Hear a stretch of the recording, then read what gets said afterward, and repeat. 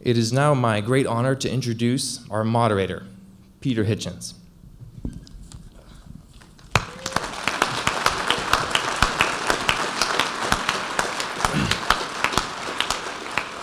This bio was handed to me. I think it's autobiographical. Peter Hitchens claims to be the world's leading expert in starting an argument in an empty room. He describes himself as a minor celebrity in his own country, Britain, where he is not famous enough to get airline upgrades, but famous enough to have to be very careful to behave extremely well in public. Despite all efforts so far, he remains hopelessly obscure in the USA. He is the author of several unpopular books, unavailable in all leading bookstores. These works on culture, crime, patriotism, politics, and religion have made him many enemies among left-wing thinkers who don't read them because they know they won't like them. He has been personally abused by 2 British prime ministers, one from each party, and recently faced an angry protest against his views on drugs, mounted by a solitary fat man in a woolly hat. He also has a small but dedicated following of embattled social and moral conservatives. Mr. Hitchens is 61 and lives in Oxford, England, though he says he would immigrate if he were younger, probably to Canada. He writes a weekly column in Britain's Mail on Sunday newspaper, broadcasts whenever the BBC will let him. We are very glad to have Mr. Hitchens with us tonight to moderate our debate. Please welcome Peter Hitchens.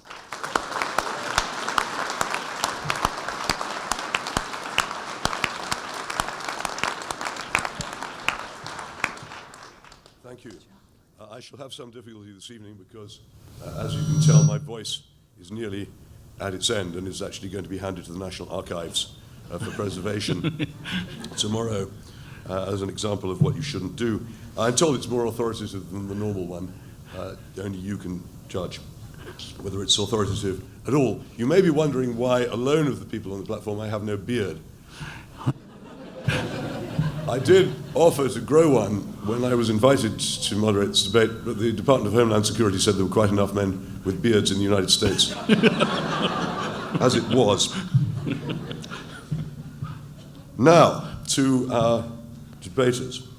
Andrew Sullivan is a civilized and thoughtful voice in a debate which is very often neither. He is a distinguished thinker, the author of what I believe to be an excellent and beautifully argued book, Virtually Normal, on this very subject, which I commend anyone interested in this matter to read. He's also an extremely energetic and habit-forming blogger, as many of you will already know, and a distinguished and experienced journalist, and I'm sure that he will debate generously tonight on a subject where generosity is very badly needed. Against him is Pastor Doug Wilson, pastor of Christ Church in this city, the Ayatollah of the Palouse,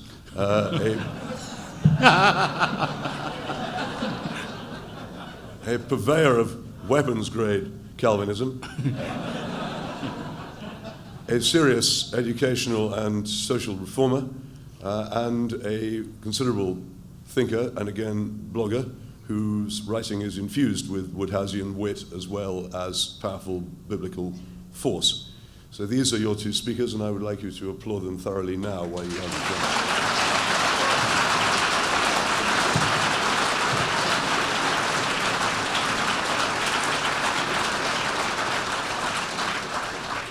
Now, I'm going to use my emergency powers here as moderator to make 2 small points. One is that if you have any mobile electronic devices and they are not set to silent, I do believe in the death penalty and will personally implement it if your squawking noise goes off during this debate, if your neighbors don't do it for me. Secondly, I propose slightly to alter the subject for discussion, not in any sense in its meaning, but to turn it into an actual motion. Because I believe, and I've discussed this with the participants, that a debate without a vote is like tennis without a net. And what I propose to do is to have a vote at the beginning in which you can support, oppose, or abstain on the proposition civil marriage is good. Civil marriage for gay couples is good for society. So I will ask you to vote for. This is a show of hands. No, yeah. And against. And to abstain. I should say that was pretty thoroughly against. Now, at the end of the debate, you'll be asked to vote again. And your neighbours will remember how you voted the first time, so that no fixing, please. But at the end, I will not offer the opportunity to abstain, because you will either have been so wholly convinced by Andrew or so wholly convinced by Douglas that you will have no doubt left in your minds, and I won't allow you to have anyway. So I will now ask Andrew to begin his opening 15-minute statement. Both the chair swivels around and the podium moves. Thank you so much for inviting me here tonight, first of all. Thank you, Douglas, for agreeing to debate. Thank you, my fellow Christians, for inviting me, a dissenter in some ways from many Christians, to participate in what I hope will be a productive and civil debate, conducted with, above all, charity. I want to start with just a few, what I think are sort of empirical things, just so that we get some stuff clear. The first point I want to make very simply is that gay people exist. This was not always believed to be true. For the vast majority of human civilization, gay people were regarded as straight people who wanted to be perverted. We now know that is not true. We know that from psychology. We know the American Psychological Association understands it. My own church, the Roman Catholic Church, believes that homosexuality is innate. I can tell you, and I'm not here to lie, that I have been gay my whole life. It has only something to do with sex. I knew that I was slightly different before I ever entered puberty. I knew that there was something slightly, virtually abnormal about me, but I didn't know quite what it was. There was no word. I lived in a small town, in a conservative Catholic household. My parents didn't go to college. There were no books in my house. My siblings didn't go to college. I didn't know what a homosexual was, but I knew that there was something in me that was different than my friends at elementary school and thereafter. And I pondered it, grappled with it, and the first person I actually came out to was God.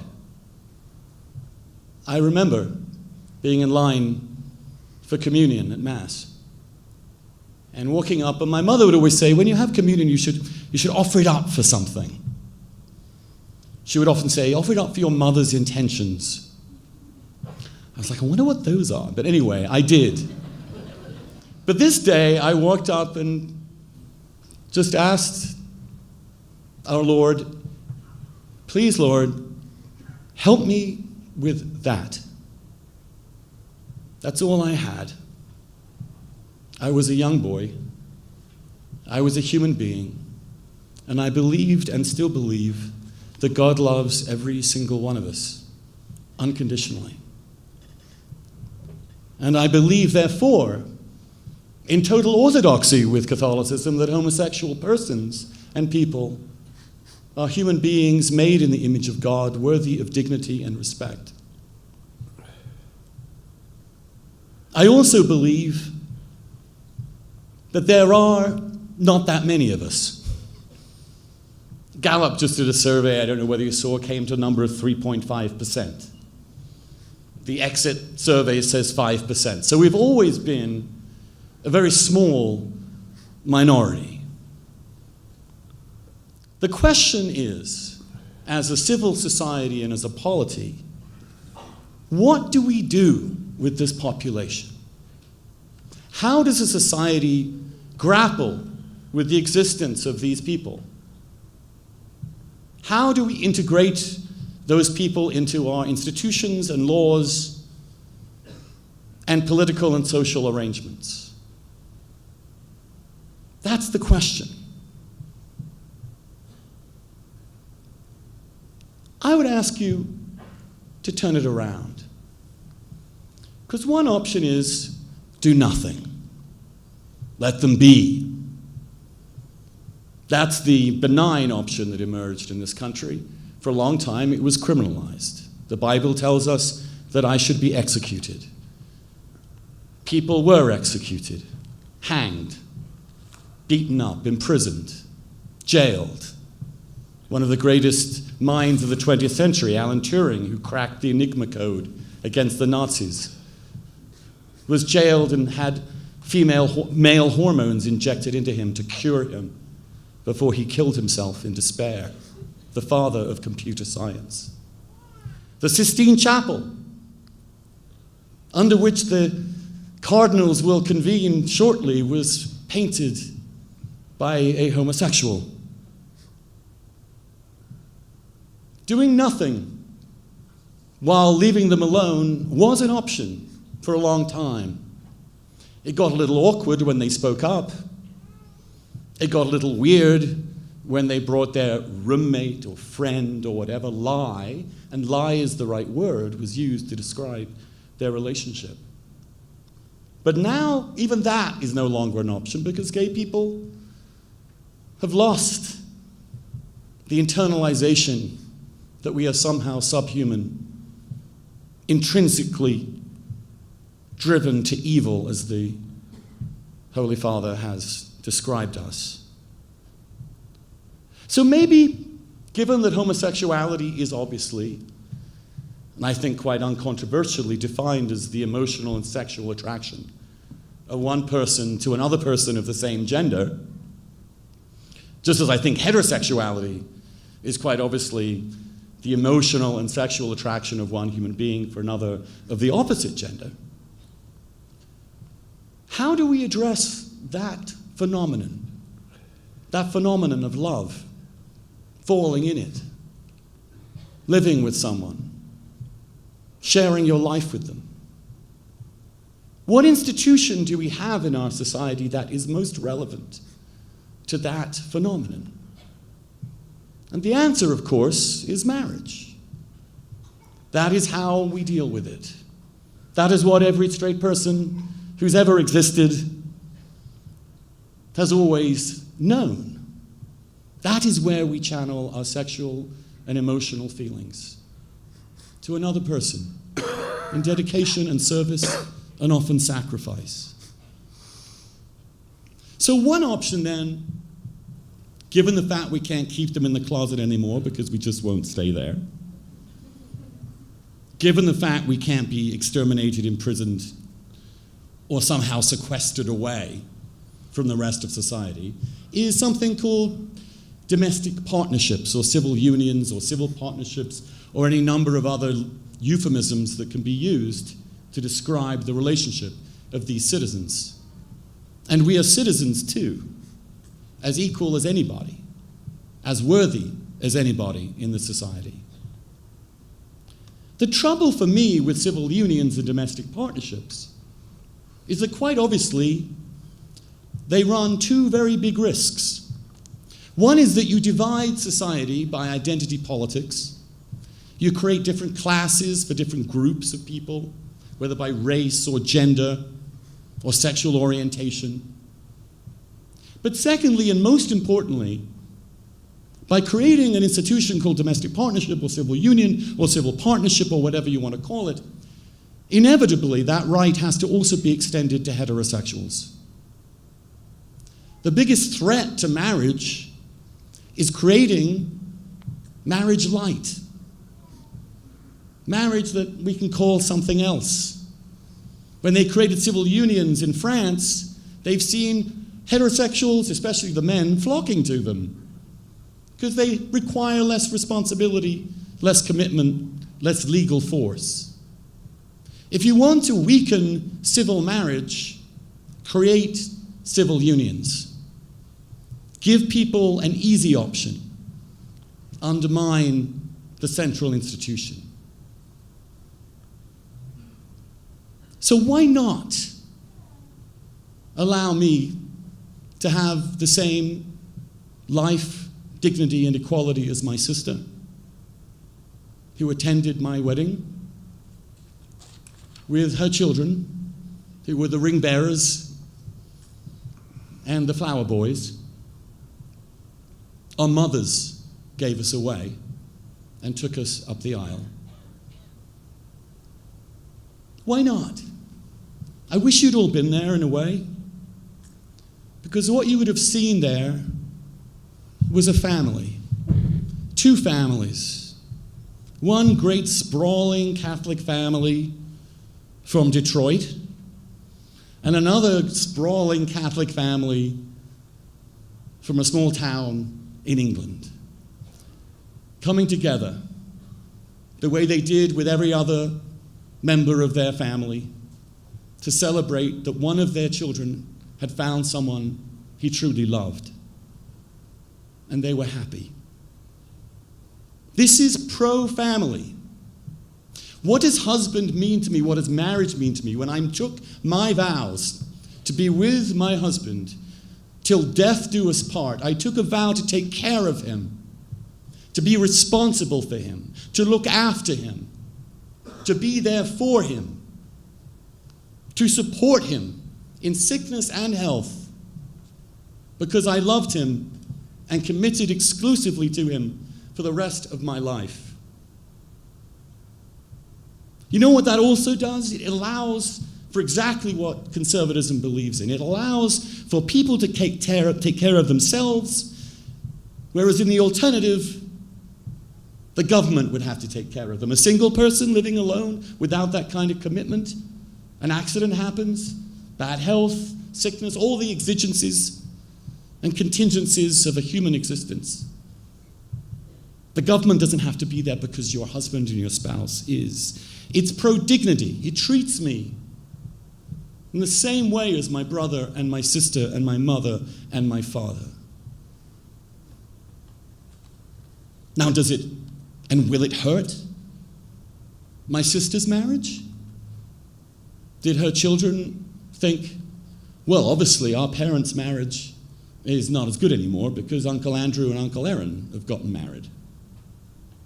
No, they didn't.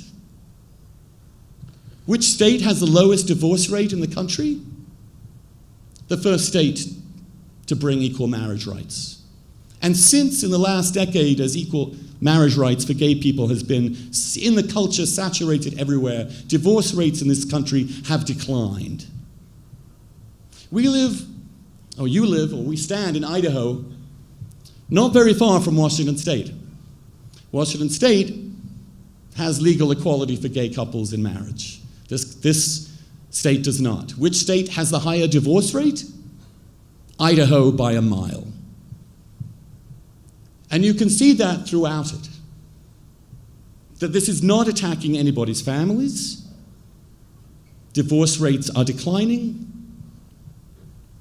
And family and marriage are being celebrated. We gay people cannot be scapegoated for the decline of heterosexual marriage for the one institution we never had any part of and were excluded from. And I want you to ask yourselves this. When they say the happiest day of your life, that's what they mean by your wedding day.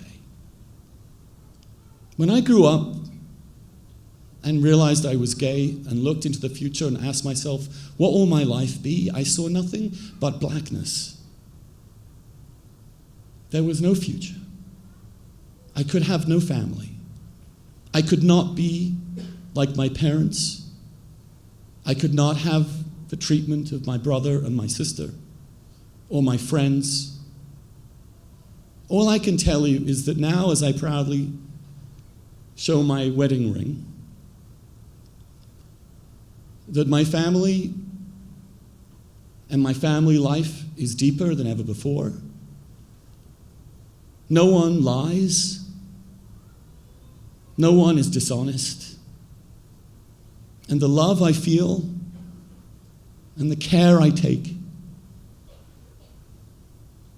of my husband, I believe deep down in my heart and conscience, and believe me, I have searched both, is the kind of love that God wants for all of us, and the kind of love that makes everything in life worthwhile.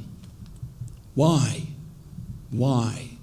would you take a tiny minority and forbid them from happiness? Thank you.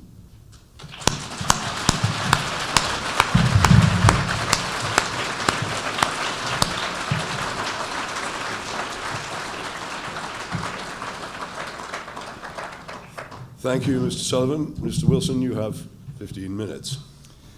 Thank you. Good evening, all of you. I would like to begin by thanking the Lord for how everything came together here tonight. I would like to thank you all for coming, and to the organizers of the debate, I'd like to thank them for all the work they did. And I would like to thank Andrew for agreeing to this debate and coming great distance to participate in it. I would also like to thank him for editing this book, Same-Sex Marriage, Pro and Con, a Reader. I thought he did a fantastic job of pulling together capable representatives of both sides of this issue, and I was very pleased at the absence of straw man argumentation, name-calling, or indignant screeching.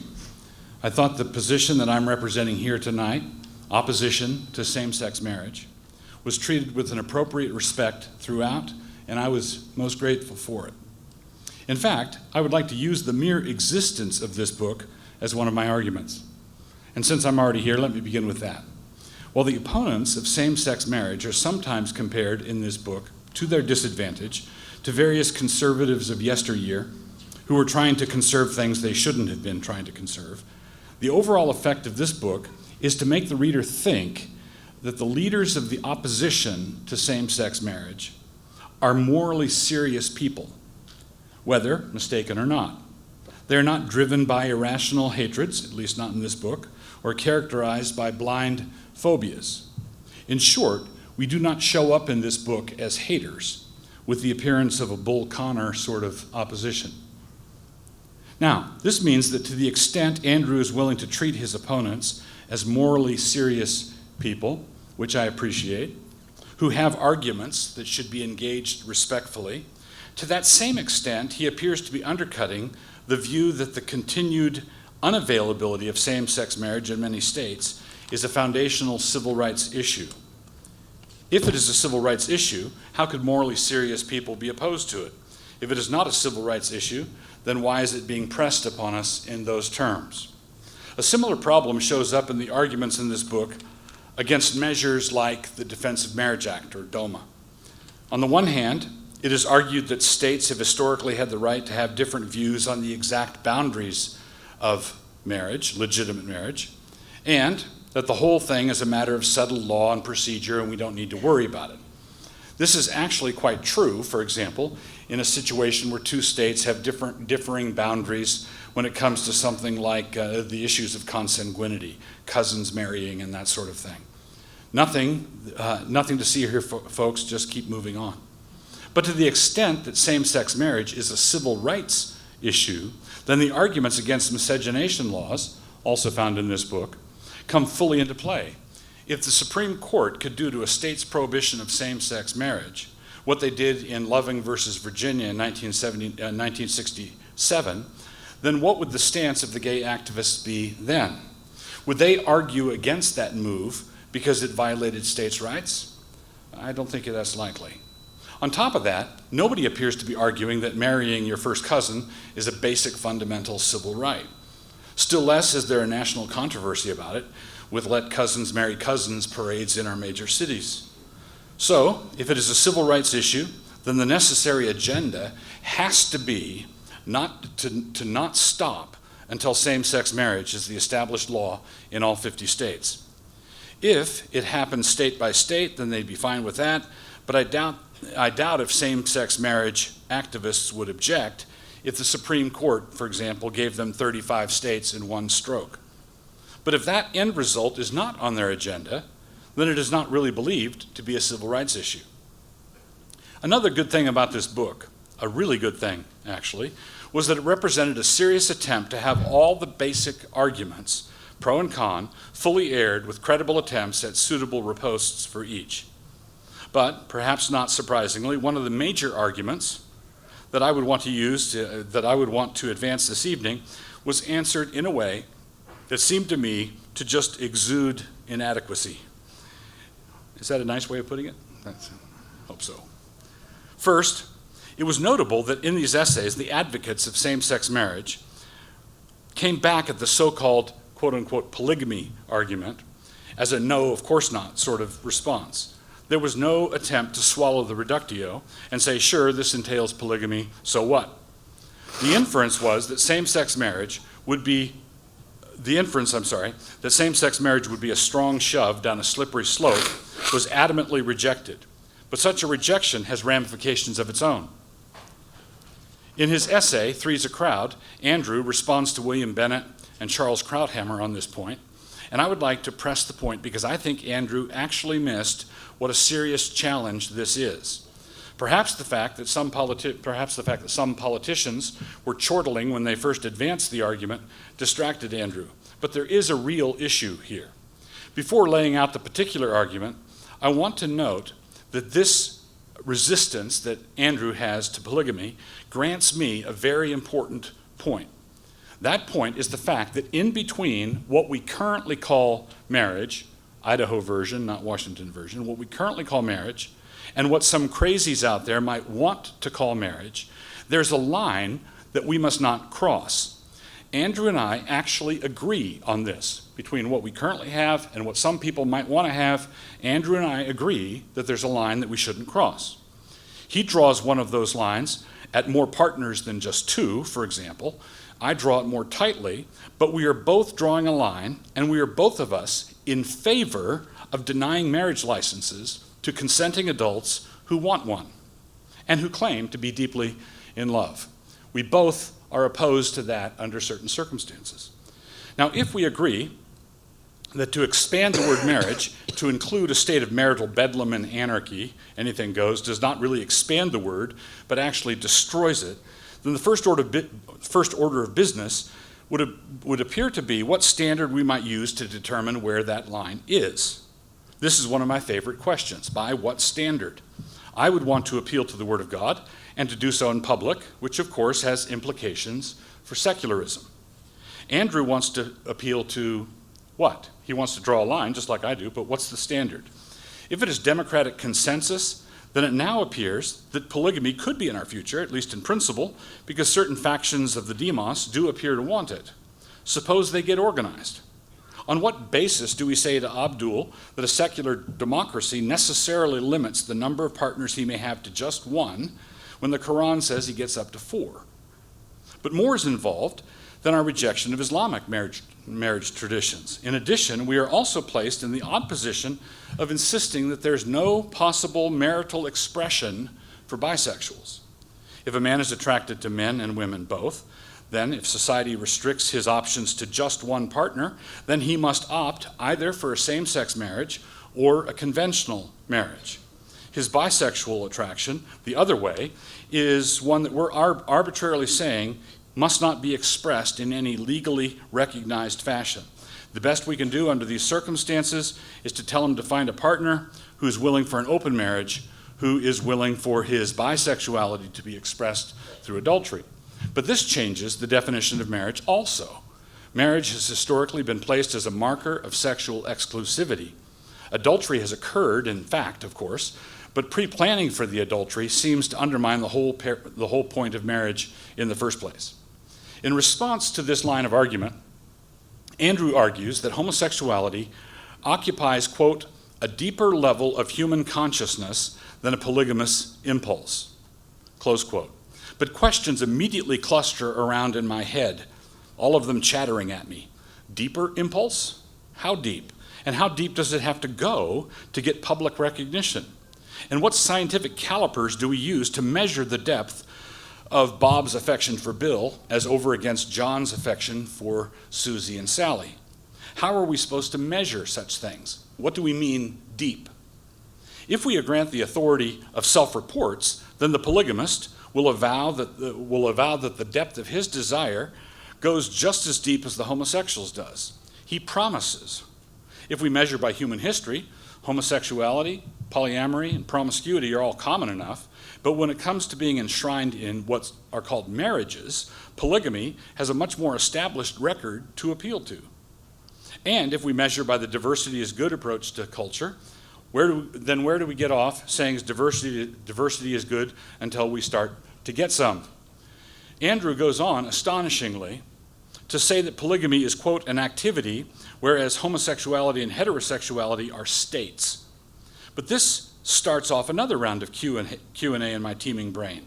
This argument only works if these two states limit the person in such a state to one and only one sexual partner.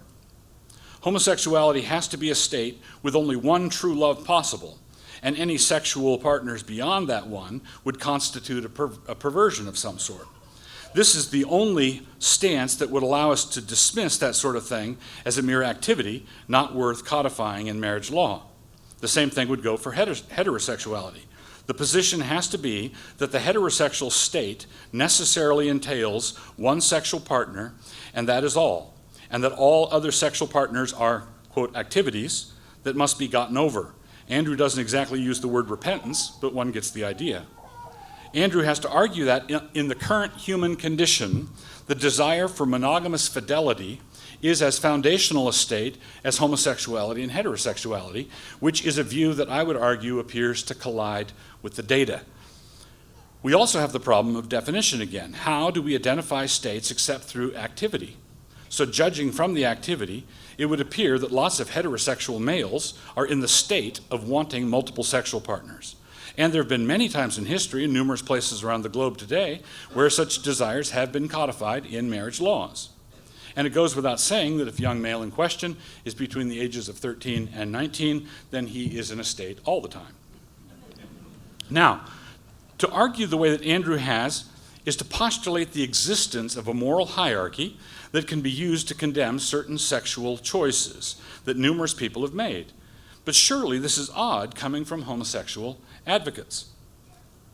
The issue for me is not whether Andrew is arguing for polygamy. I know full well, I know for a fact, he is not doing so. He's arguing the contrary. But what I want to know is whether the argument he is using for same-sex marriage works equally well when being pressed by someone else with an entirely different set of goals than Andrew has. If I'm the clerk at the county courthouse deciding whether to give Andrew a marriage license, I can see the line that has formed behind him. I know that they don't all want to marry in the same way that he does, or marry the same kind of person that he does. I know that. But I also know that they do want to use the same arguments on me. What can I say to them that I couldn't also say to Andrew? And what can Andrew say in reply to me that they can't also throw at me? So while I may have been born at night, it wasn't last night. Newhouse argued that marriage is a quintessentially public institution, and that the reason this battle is centered on marriage is because more is being demanded than tolerance of certain private sexual practices. This issue is rather public acceptance and approval. No one raindrop believes itself to be responsible for the flood, but the cumulative effect is the same nonetheless. On the back cover of Andrew's book, Virtually Normal, it states that the goal is to guarantee, quote, the rights of gays and lesbians without imposing tolerance. That is an interesting phrase, without imposing tolerance. I like it a lot, and I would call it a nice try, but I just don't know. But I just don't know how, in such circumstances, it could be possible. Would caterers have the right to decline the business of a gay wedding reception? Would Christian owners of a B&B have the right to set limits on the use of their place? Wedding photographers. If we are not imposing tolerance, what legal forms may the intolerance take? At a certain point, allowing for changes in the direct object actually changes the meaning of the verb. Andrew appears to agree with this, arguing for, quote, monogamy as central to all marriage. adding a third person would take away the central element, meaning that such marriages weren't really marriages. Making the direct object two women, for example, instead of one woman, means that the verb to marry has been altered. So there is a line that we must not cross. But what establishes that line? Who establishes that line? By what standard? How can we know? I'd like to address that question in my closing remarks. Thank you.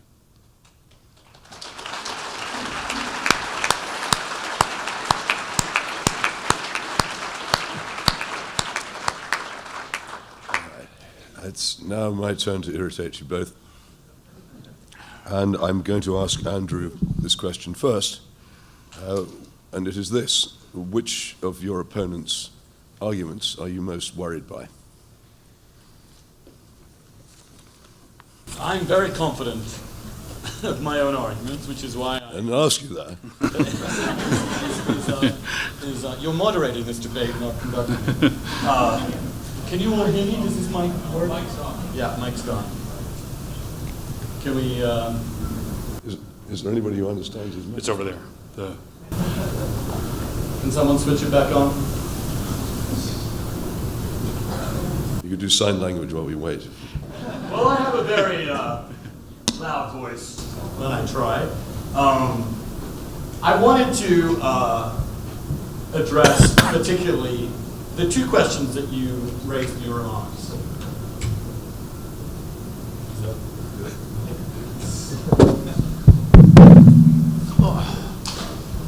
Turns out you just have to turn it on.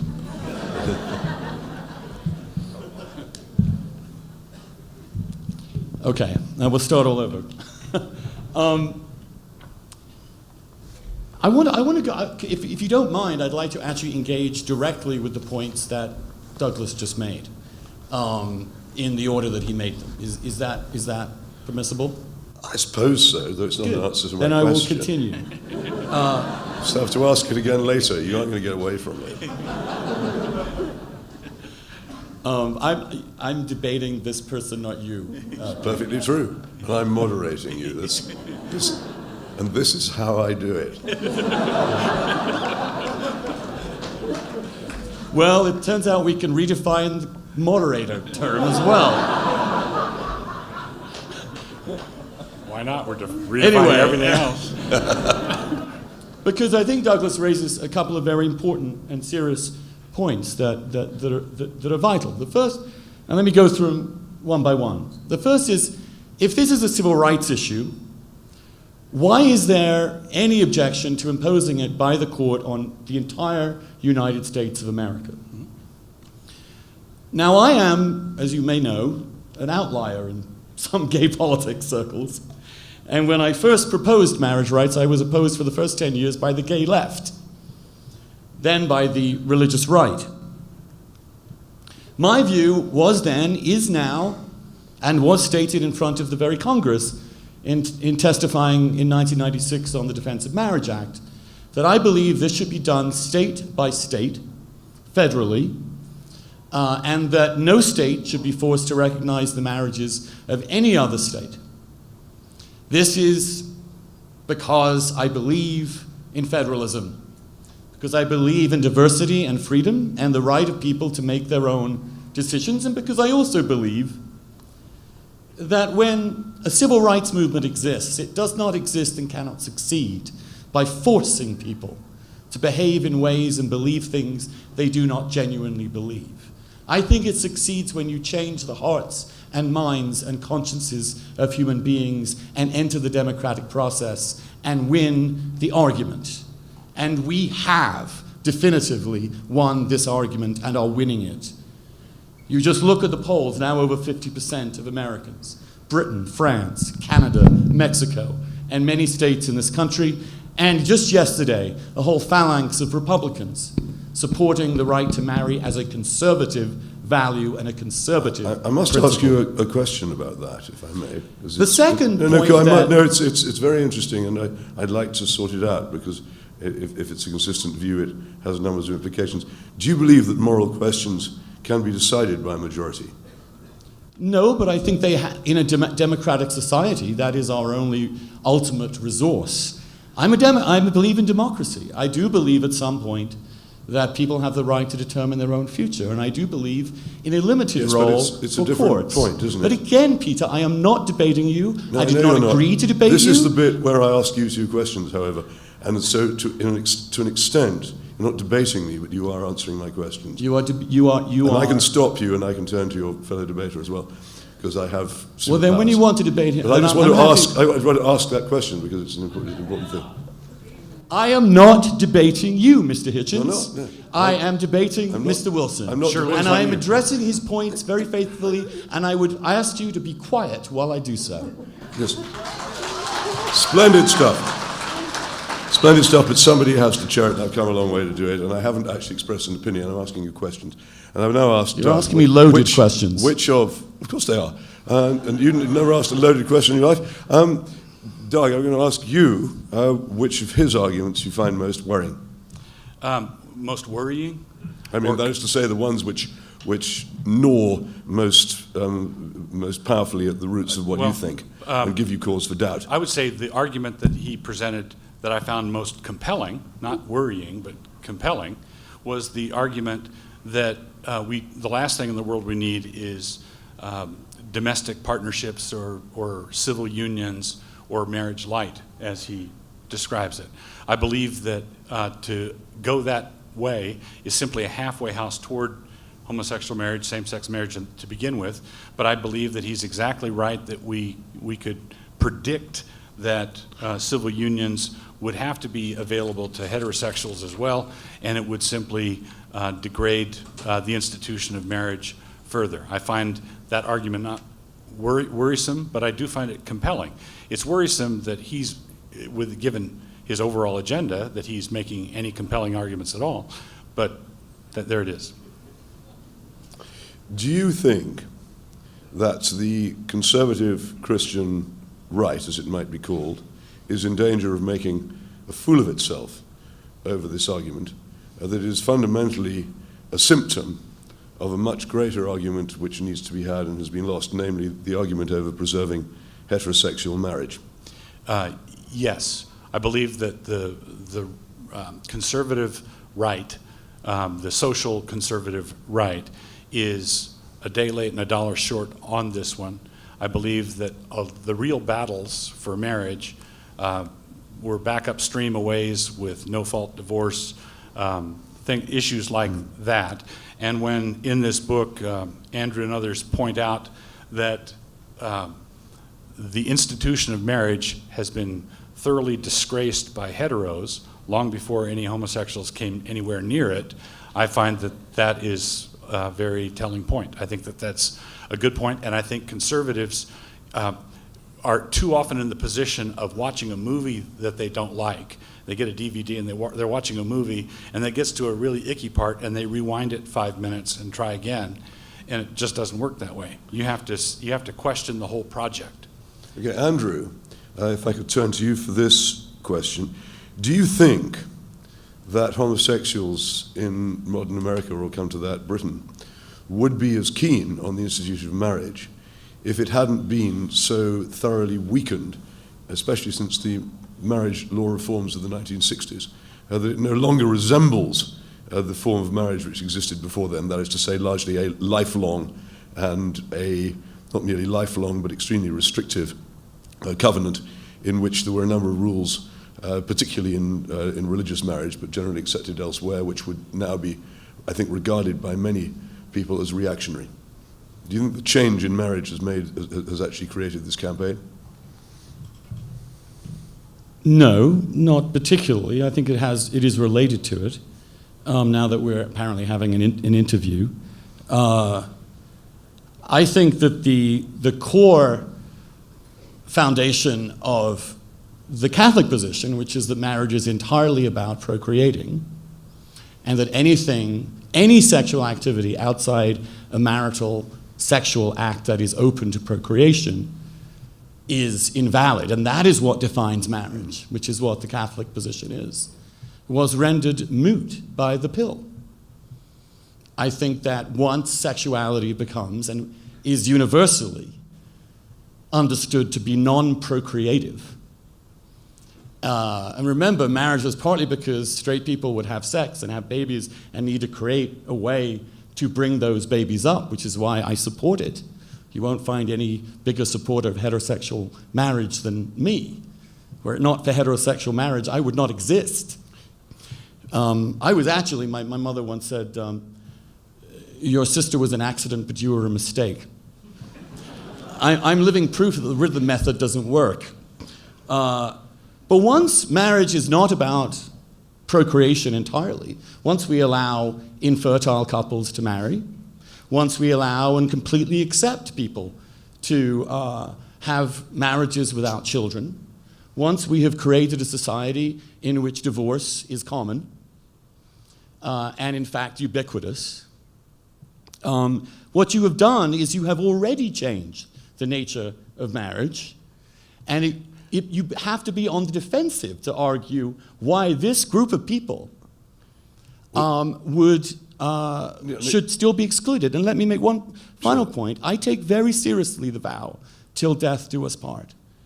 My husband and I recently had a big fight, the way married couples do.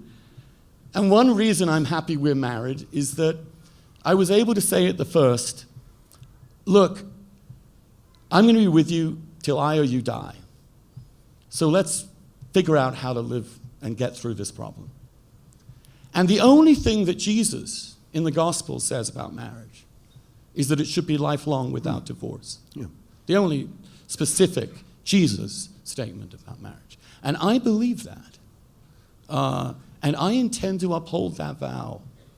And oddly, when you have been excluded from an institution, deemed subhuman, unable to love, a pervert, a sexual degenerate, someone who should really belong in jail for centuries, and you long for that, you actually kind of value it more.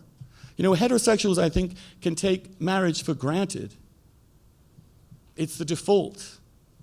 Those of us who were kept out of it, told we were unworthy of it, told that we should be single and have no emotional or sexual life at all, let alone a recognized relationship. I think we are the strongest believers in marriage in our society right now. I think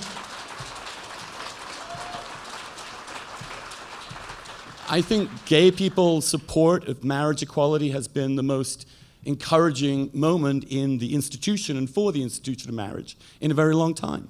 Doug, would you care to respond to that? Yes, I would like to ask why in a secular democracy the words of Jesus have any authority at all?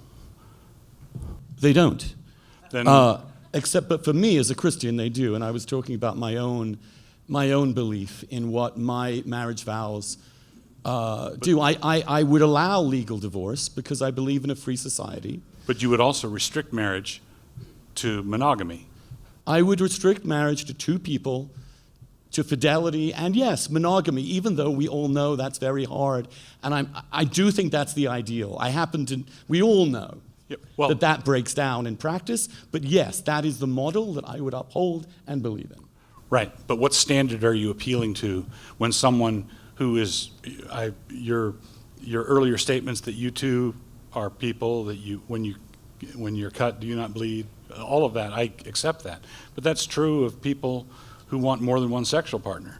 That's also true of them. They have hopes, dreams, aspirations. They bleed when they're cut. They have desires, and you're saying, together with me, nope, sorry, deal with it. Thank you, because I'd love to debate that with you if I were allowed to. But and so, may I actually debate him? Of course you can. Oh, thank you. You seem to have developed some kind of false impression, but get over it. I was just interested in debating these points. Just get over it. Get on with it. You can get over yourself, Peter. It's impossible. Your brother warned me about that. It's always about me. Here's the point. A polygamist can be heterosexual or homosexual. Right? Right? Right. So they both have a choice. Do they marry one person or more than one person? Yeah, and he The wants to- homosexual in the society that you seem to agree with has no choice. None. Right. I'm not asking to marry anyone. I'm asking just to marry someone. And I think that the reason I oppose polygamy, there are many reasons. One is that I think it dilutes the uniqueness of the love and the commitment. It dilutes it. It doesn't pervert it. It's divided in two or three or four. Secondly, I think, and I do think, the social consequences of these things matter. If someone could persuade me that the social consequences of allowing gay people to marry would harm the rest of society, I think that would be a very legitimate argument. The problem with polygamy is that what happens in polygamous societies, since we are, as a species, 50-50, roughly speaking, is that if one man marries a lot of women, other men can't marry those women.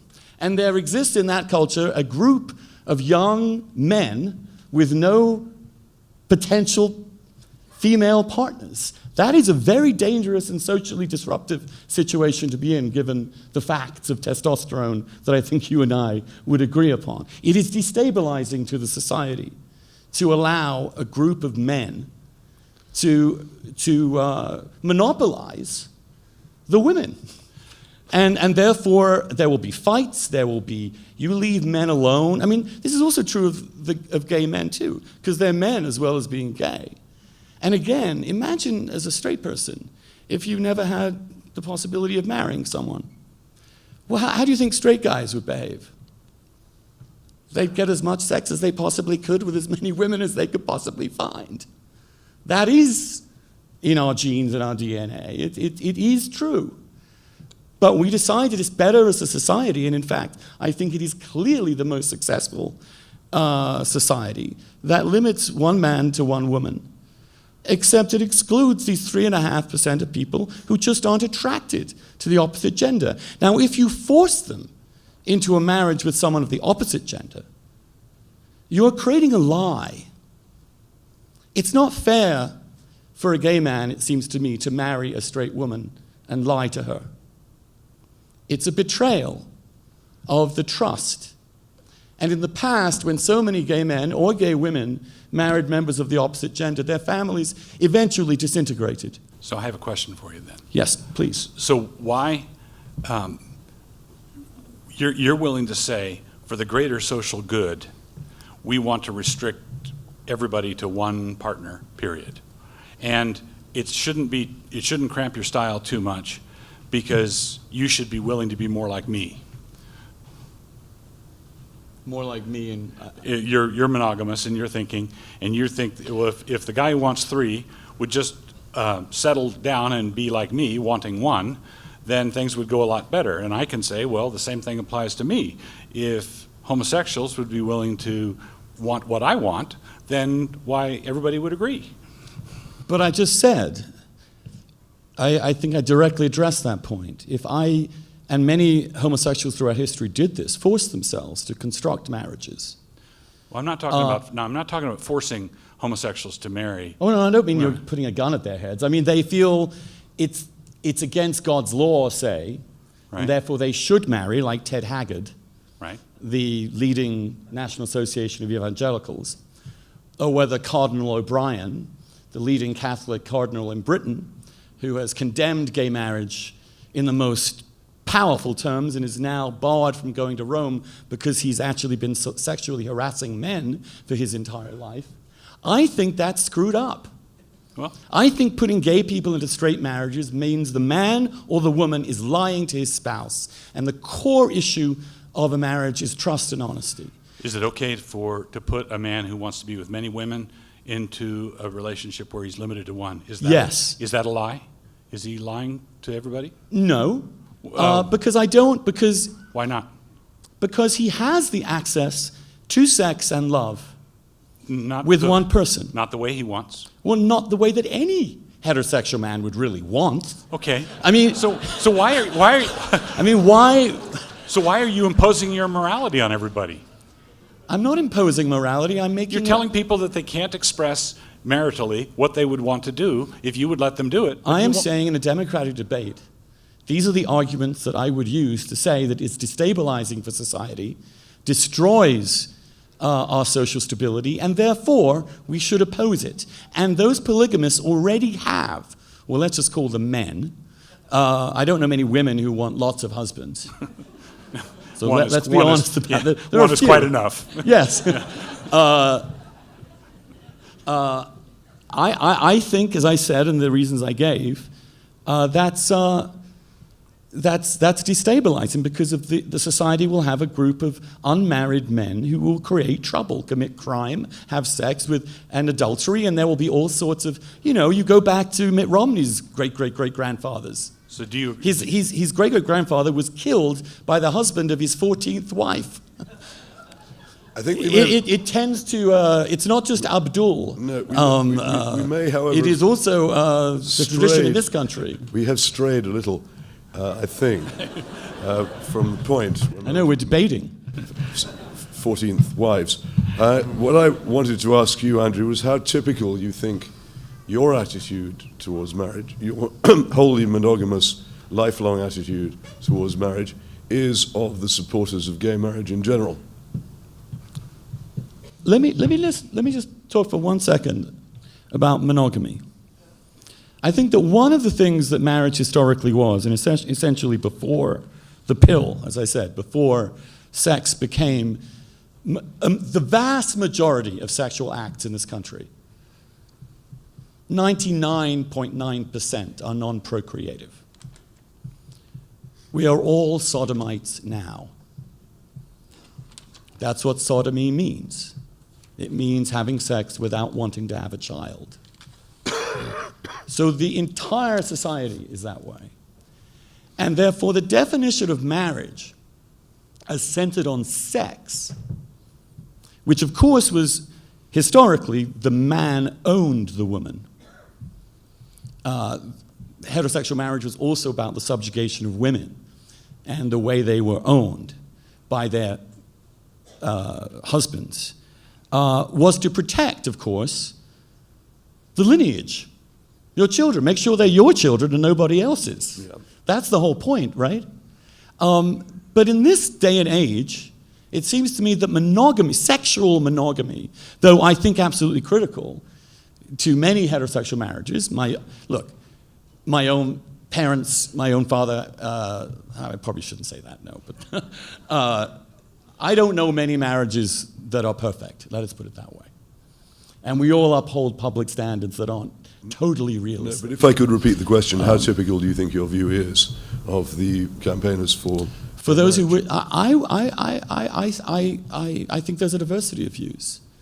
Those who tend to believe that everything that you and I agree upon are right-wing, fascistic, patriarchal, heterosexist norms oppose marriage rights. And I spent 10 years being attacked viciously as a moralizing right-wing bigot for supporting marriage rights by these very people. Now, the marriage movement within the gay community was at the very beginning very small. Although actual individual gay couples through history have always done it. Remember the term Boston marriage, when two women used to live together? They were basically lesbians. Gay couples have always lived together under some sort of guise. So, no, I'm sure there are many people who support marriage equality who do it simply on the grounds of equal rights, rather than on the grounds that it is good for society. Well, and I think it's both. But also, some of these people may not share your views on monogamy. You mean they may commit adultery and they may get divorced? So why are they singled out and not all the straight people who commit adultery and divorce? It's not a question of singling out. It's a simple technical question. You are, as I said at the very beginning of my introduction, and distinguished in this argument for your civilized approach to it and your willingness to listen to opponents. Those of us who have, on occasion, tried to argue the other thing often find opposition of a slightly shriller nature. Yes, and it's regrettable. Exactly, but I mean, I just really wanted to see if you felt that there were people on your side of the argument who you did not think were as sincere as you. They've come around. I wish I could say that I had persuaded them with my arguments, but I didn't. But the issue is not, this is important, the issue Yeah. is not whether people commit adultery or stray from their vows.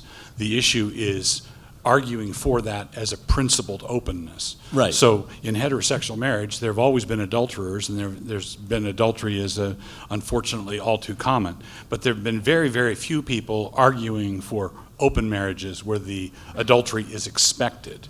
And I think the question had to do with The social norm the and the social ideal. the social norm and the social ideal. And I think that marriage as a social ideal should remain as it largely is for heterosexuals, for homosexuals, which is the social norm is monogamy and fidelity till death do us part. But I do want to emphasize, I think, focus that marriage is as much, as you know, is as much about taking care of one another, loving each other, looking out for one another, talking to each other, watching House of Cards together, the in-jokes, the family remarks. A minuscule amount of a marriage is sex. And the longer the marriage goes, the less sex there is. I always used to argue that if you really want to cut down on gay sex, you should support gay marriage. Nothing kills it off more quickly than domesticity. But that does not mean that I support a redefinition of marriage that makes the commitment to that person trivial. But you do agree that there's a line between where we are now and what some people want to call marriage that changes, where you change the direct object, is to change the meaning of the verb. I think people who want to have an open relationship, and it's in a free country, that's what people can do, tend not to be people who want to get married. I'll also tell you this, that if you want to find the most monogamous marriages in America, go look at some lesbian marriages. And the reason is the difference between men and women, which I happen to believe is biological. No kidding. Absolutely. Well, you'd be surprised. I mean, you go to Harvard, and I did, and you say something like that, you're regarded as a raving bigot. You're safe here. I know. Safe here. Testosterone is a powerful thing.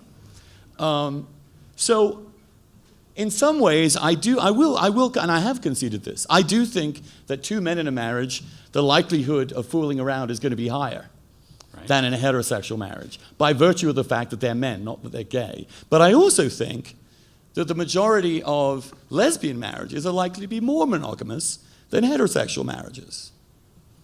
And it sort of is a wash in the end.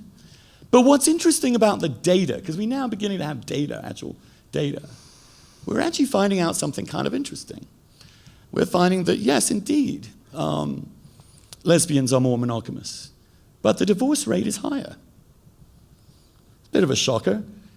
The other thing we find is that gay men tend to marry older. In other words, they sow their oats, they get a lot of sexual diversity, and then when they start not looking so great and aren't quite the stud they thought they were, or if they happen, like I did, to bump into someone and just fall completely in love with them, they stay together. But why and they often do for a lifetime. Why isn't that early promiscuity described by you as a foundational state as opposed to an activity? The foundational state is simply the object of the promiscuity, not the promiscuity itself. I just happen to want to have sex with other men. You happen to want to have sex with other women. Well, actually, in both cases, but we both want to have sex. You want to have sex with one other. No. I'm saying, I'm talking now about woman. our core desires and wants underneath us, what testosterone is doing. It makes us both want to be promiscuous, and So why so we are isn't the same that, state. But you argued in your book that the state is authoritative as opposed to the activity. You say homosexuality, heterosexuality is a state, and promiscuity or polygamy is a choice or an Yeah. activity. Yeah. But, You can't help being straight. right, so I can't help being gay. So we both have a choice about whether to be promiscuous or but not. you seem to be arguing two things at one time, because you're saying that you're granting that the state of individuals, particularly males, is a desire for not just a woman, but for many women. It's in our DNA. It's evolution. So why is I that don't know not a whether- state? Why is that not a state? Well, it is. All right, so why isn't that state authoritative? You say Well, it is. you say polygamy should not be allowed because it's an activity.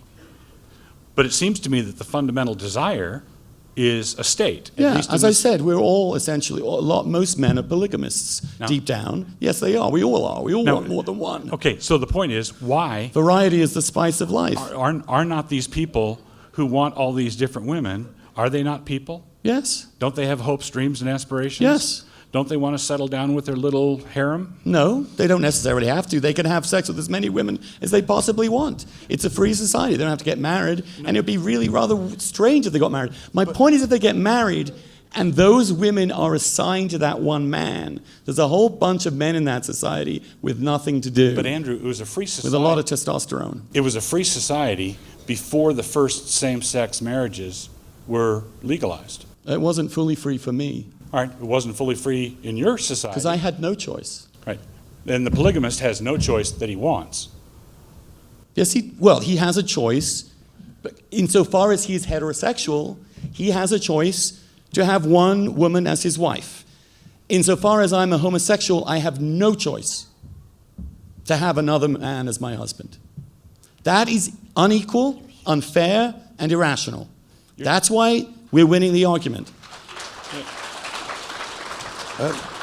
Could I ask Andrew something here? Do you think that in this new morality, which you are effectively seeking to establish, that there should be stigma and disapproval directed against the spouses in gay marriages who stray from the path of monogamy and fidelity?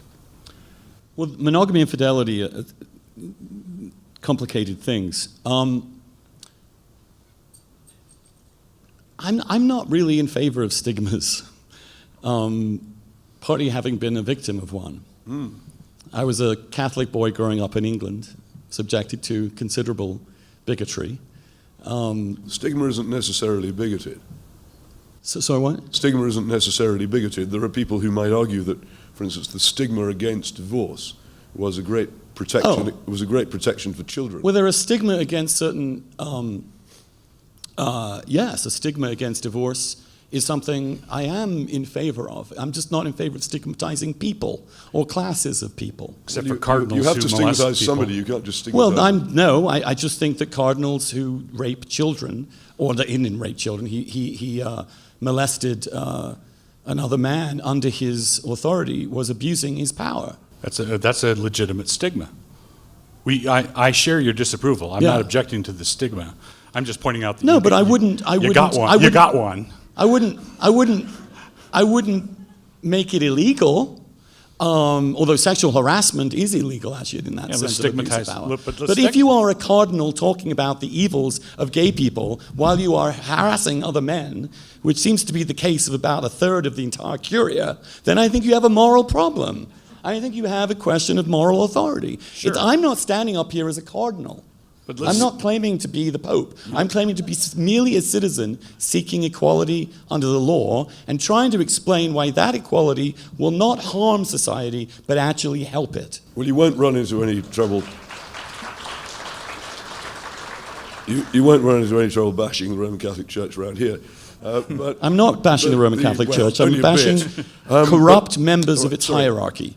Sorry, only its corrupt members. Anyway, I just wanted to ask a question which I hope is not infuriatingly subtle, but but You're infuriating for many right. reasons, but not your subtlety.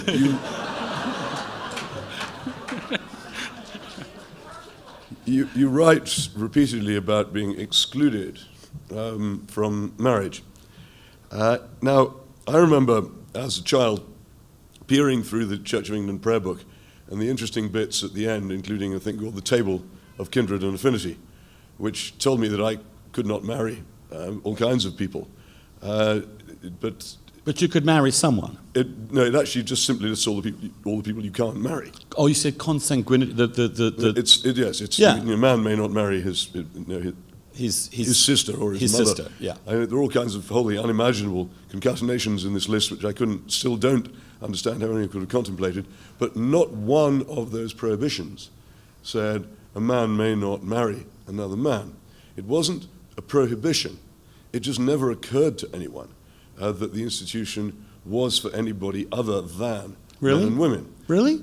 Really. Have you read Plato? In terms of. Do you have my book there? In terms of the, I'm telling you what the church's attitude towards marriage was. It never occurred to them in making that list that a man would marry another man. So my question is, what were you excluded from? Marriage. No. Marriage existed, and you seek to become part of it, and you seek to obtain marriage and to become married. I was forbidden from doing so. You weren't excluded from it. You seek to include yourself in it. It is a different thing. Let me tell you a story. Exclude yourself from what you're excluded from. Well, you'll have your chance later. Coming to that. Let me tell you an actual story that a friend of mine told me during the AIDS years. And maybe this will help you understand what it is to be excluded. This couple had been together for a long time, and one of them got sick with AIDS, as happened to 300,000 people in this country who died of it in roughly a decade. I grew up in that period. I saw suffering that I cannot even begin to describe. I also saw unbelievable love and fidelity and commitment of one husband for another in sickness toward death. So my friend, and one of my best friends, a big bodybuilder guy, he would always say to me, "Do I look big?" And I was like, he was kind of overcompensating. And I would say, "Yeah, you look big." Anyway, he got AIDS. He was in hospital, 90 pounds, skeletal. My friend Robert visits him and says, "Do I look big?" He said, "Yeah, you look huge."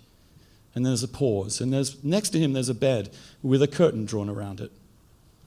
It's in a ward. This is when they would put people with AIDS in plastic bags when they died. And I heard, no, I didn't hear, Robert heard from behind that curtain someone singing a little song, pop song. And he said to Joe, "Well, at least not everybody's unhappy here. That guy's singing. He's got AIDS and he's singing." He said, "Oh, no, that's not him. He died this morning. That's his spouse. The family has taken the body away, thrown him out of his apartment that he shared with his husband, have barred him from the funeral. And that is the last place he ever will feel close to his partner. And that was their song. And he's singing it with his head against the pillow. And the nurses do not have the heart to tell him to leave yet." That's what exclusion is. And that's what, in my view, Jesus sought to overcome.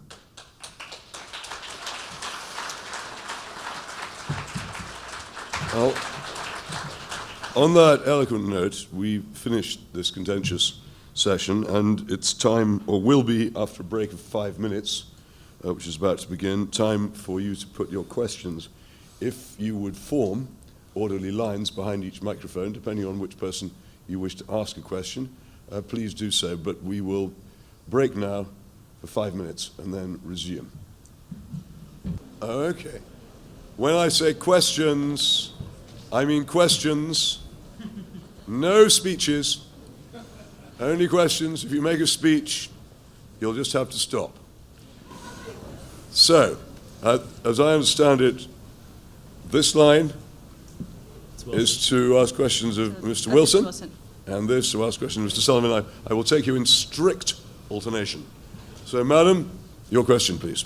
First, I'd like to apologize for interrupting you. I find your behavior to be rude and condescending, but mine was rude and equally condescending, so I do apologize. Oh, please I don't also worry. want to say that, Mr. Wilson, you've been remarkably polite and respectful to Mr. Sullivan tonight, and I really appreciate that. I truly do, particularly because over the last decade or so, I've been reading much of your work, and in your works, you gleefully make use of names like sodomite, which you know to be an error from the original Greek and Hebrew usage of the word, catamite, homo, and my favorite bad example of yours, poofter.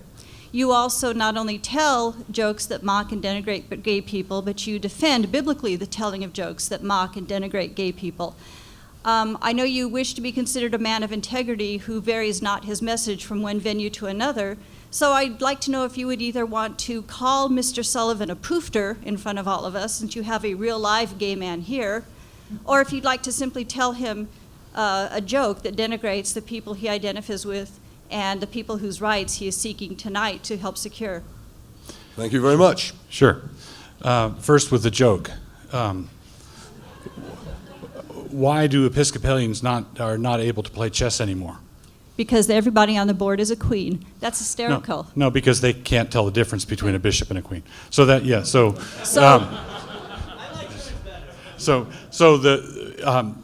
to go to the point, you have, I believe, a fundamental assumption that someone can't contend in the public square for certain positions that he ardently believes and treat individual homosexuals with dignity and respect. I believe you can do that.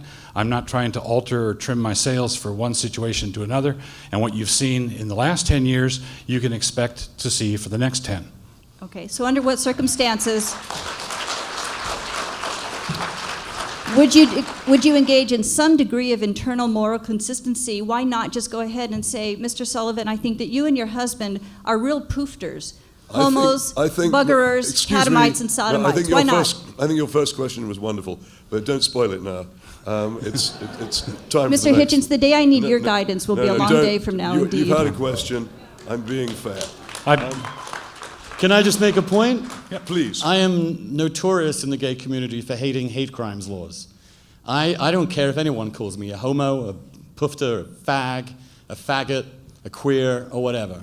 I know who I am. All it says is who they are.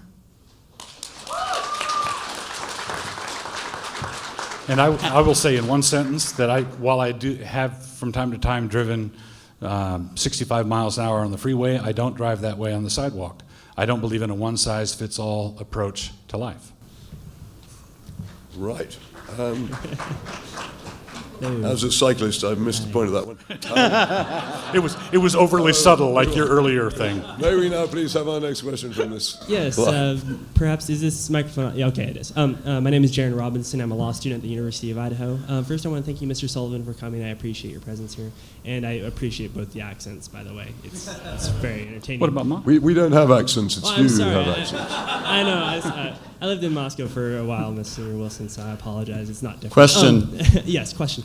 I apologize. All right, so earlier you brought up the curious fact of the human sex ratio across the world, relatively being a 1-to-1 ratio.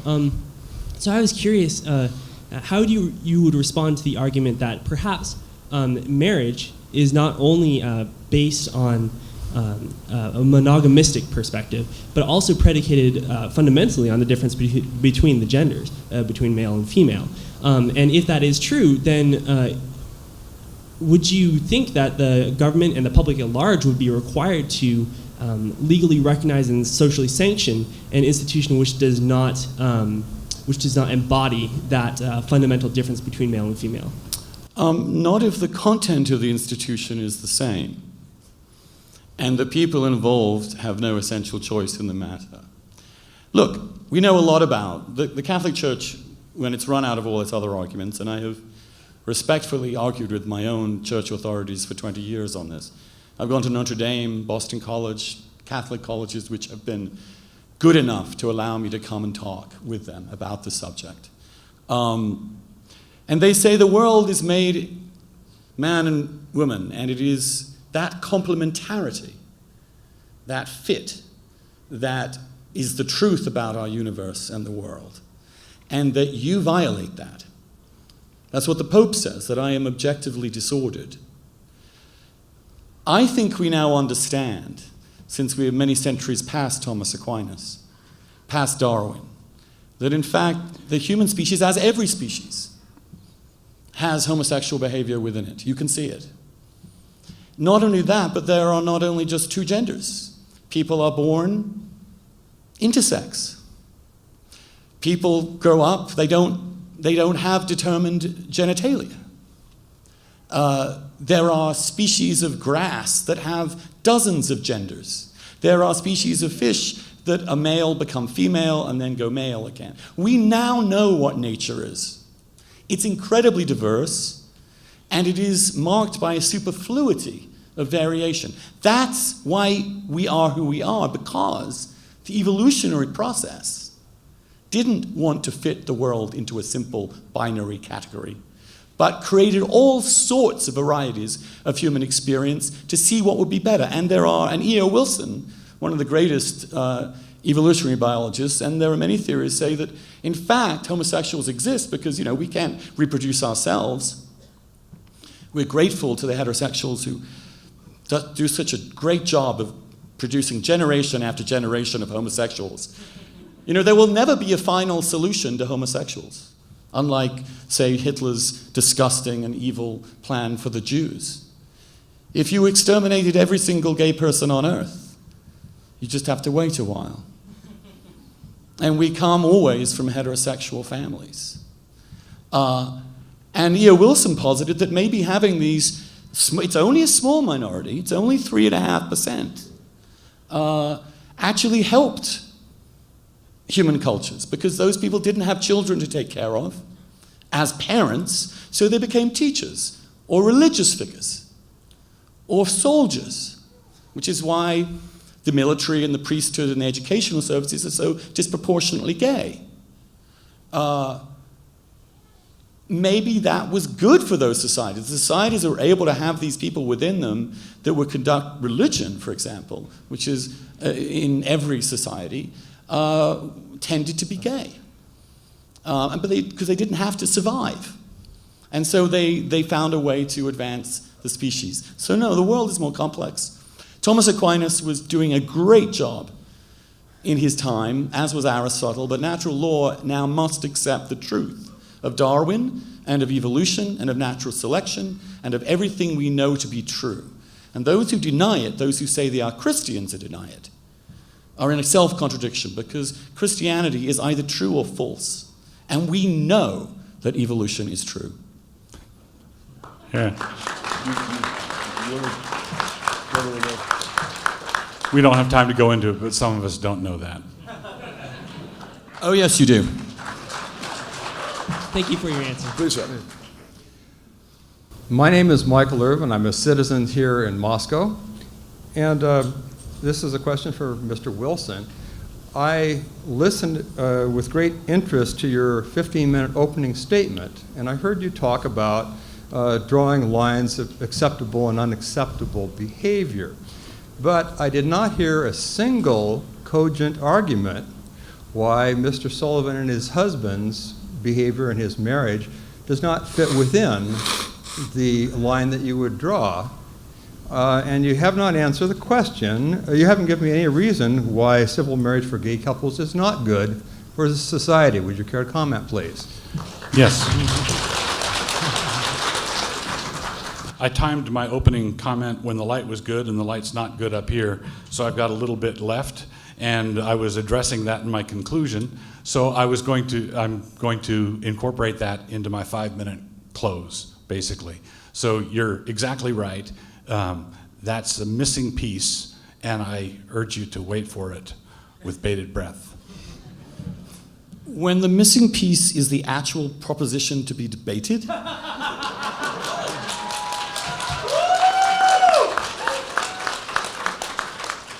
is civil marriage for gay couples good for society? Is it unfair to ask you to answer that now? Why didn't you answer it at the beginning? In the tradition that I was trained in, the conclusions usually come at the end of the argument. And this is a premise. This core of the argument. It's not a conclusion. the fundamental conclusion. If it's your conclusion, you don't give me a chance to engage it, right? So you're actually shutting off the debate by keeping the key argument to the It was end. the gentleman with the card saying 30 seconds left who shut it off. Well, no, But- now you have all the time right. in the world to All answer right. the man's question. I'm happy to answer your question. All right. The reason civil marriage, and it was implicit in what I was saying in the part that I did present, the reason civil marriage for homosexuals is not good for society is that the changing of the direct object from a woman to a man, when a man is considering marriage, to change the direct object does more than change the direct object, it changes the meaning of the verb. So the verb to marry is changed for all of us. It does not just alter, we're not taking a house and adding an extra room. What we're doing is we're going into a new state of affairs where to allow marriage between a man and a woman is to open the doors to a dilution of what it means to marry at all. And I believe, and this is an area where Andrew and I agree, that an established social institution like marriage ought not to be messed with.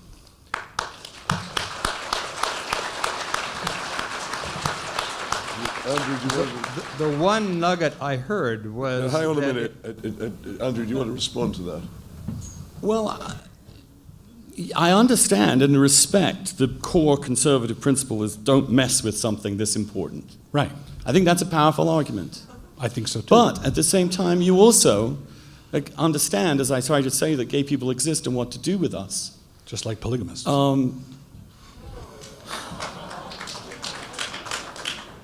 You're a polygamist as well as I, as we discussed it earlier. And so why please- won't you let me marry that way? Where's the hate, man? You know? Maybe that is the other side of you, Mr. Wilson, coming out there, describing a whole group of people who seek this version and equating them with something else, which I've clearly said I don't agree with. What I would ask you is this. I understand that impulse. I think it's a good impulse. That's why I'm a federalist. I don't want the whole thing to be imposed. What has happened in Massachusetts over the last 10 years, or in those countries where this has been allowed, which has shown that this has been a mistake? What have been the bad consequences of this development? Well, if you consider homosexual marriage to be a bad consequence, that would be one of them. That's a complete tautology. If Gay marriage is bad because gay marriage is bad? Because gays are bad. no. Tell me what harm marriage rights for me will do to the society as a whole. I'm not a utilitarian, I'm a Christian. And as a Christian, I believe in the inspiration of the Word of God. I believe Okay, in the well, there we have Scriptures. it. There we have it. There we have the answer. The answer is not a civil, secular argument based upon arguments that all of our citizenry can engage in. It is a religious argument based upon authority, based Absolutely. upon faith. Absolutely. So there you have it. That's not a secular, civil argument. Well, that's it is what- a religious, fundamentalist argument. That's what I heard too. It's, you said that it's not the will of God. Well, I've been talking to God, and she says she changed her mind, and it's really okay. Well, it's nice to know that you're in touch. Your turn, sir. Thank you for coming and speaking to us tonight, Mr. Sullivan. Your primary argument for social argument, as it seems, for or against why polygamy is wrong. That was Doug's challenge to you, and you said polygamy is wrong because it would mess up society. You know, you'd have all sorts of fights and wars, everything. So if a gay man, so a man marries a man, and suppose lots of people do this, doesn't that free up a couple women? It seems society would be a little more stable with. No, lots of single women are by no means as dangerous as lots of single men. And also, it just so happens that there are lesbians too, to marry one another. Now, so I can see that could be conceivably an argument, but I can see that at least that's an attempt to answer the question that was just asked, which is it could be a bad consequence. Have we seen anywhere where we have had marriage equality?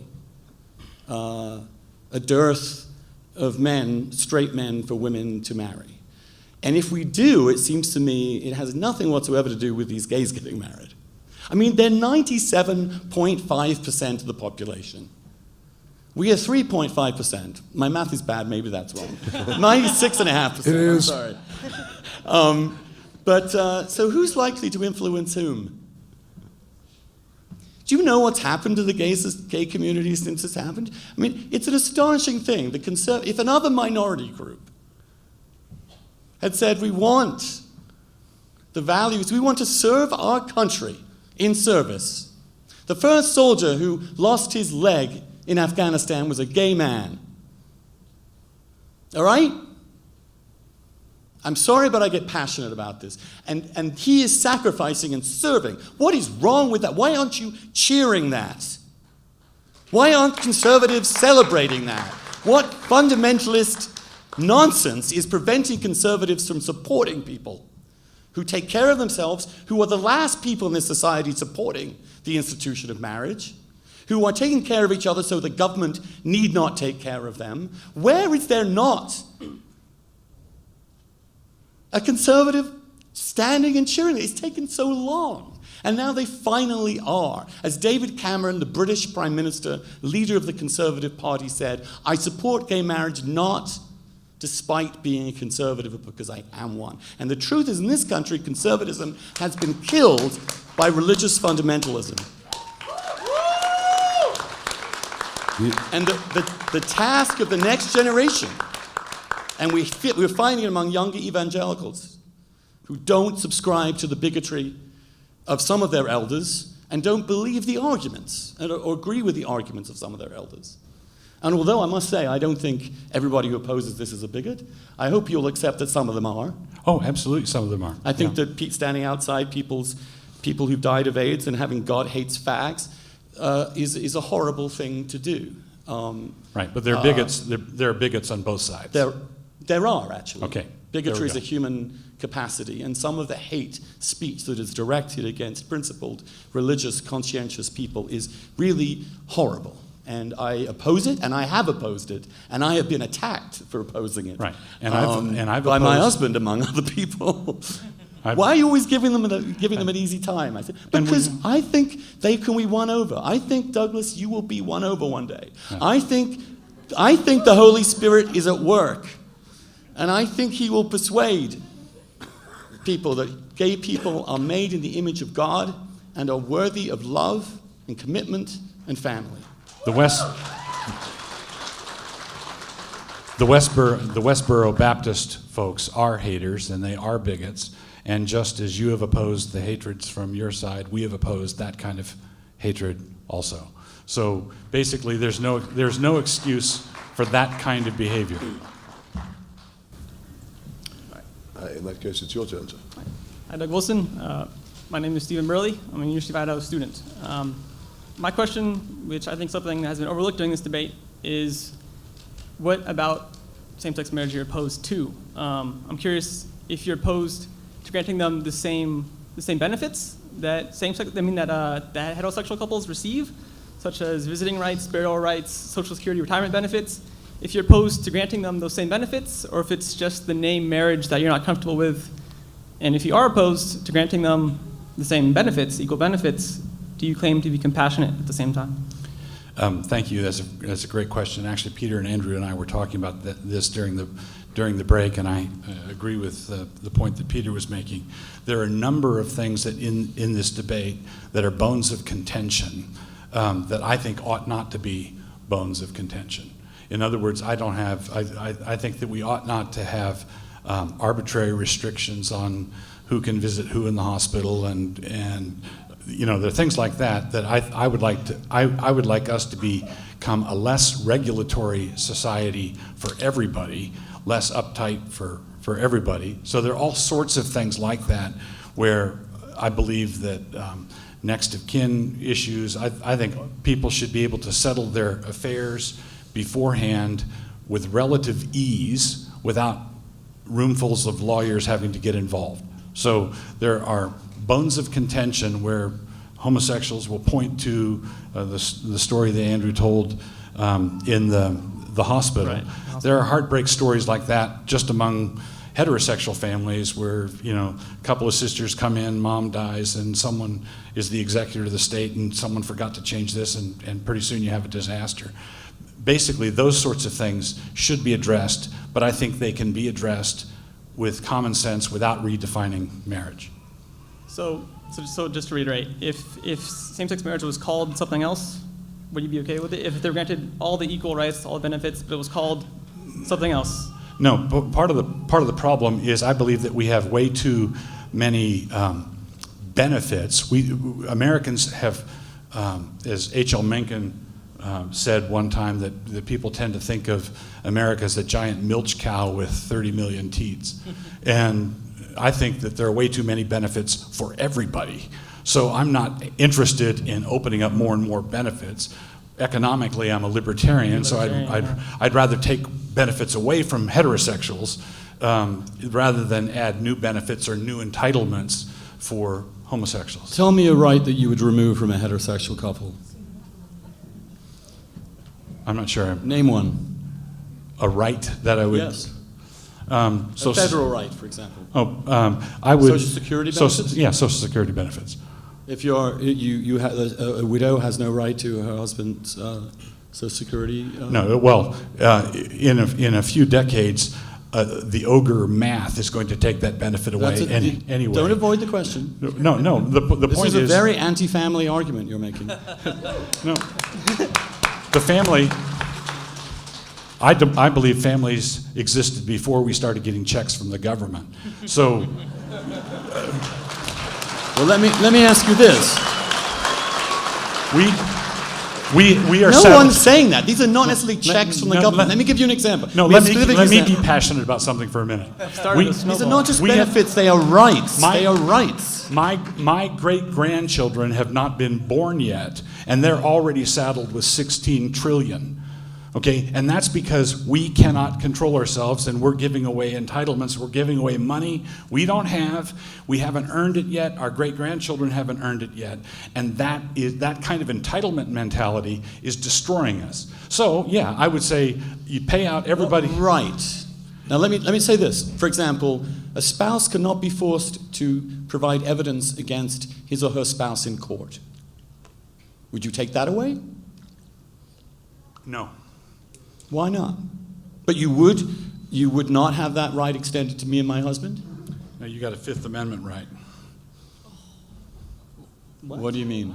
The common law right that allows a spouse to not testify against... But I'm not a spouse under federal law. My point is that the protection that that common law provision provides is the protection against self-incrimination.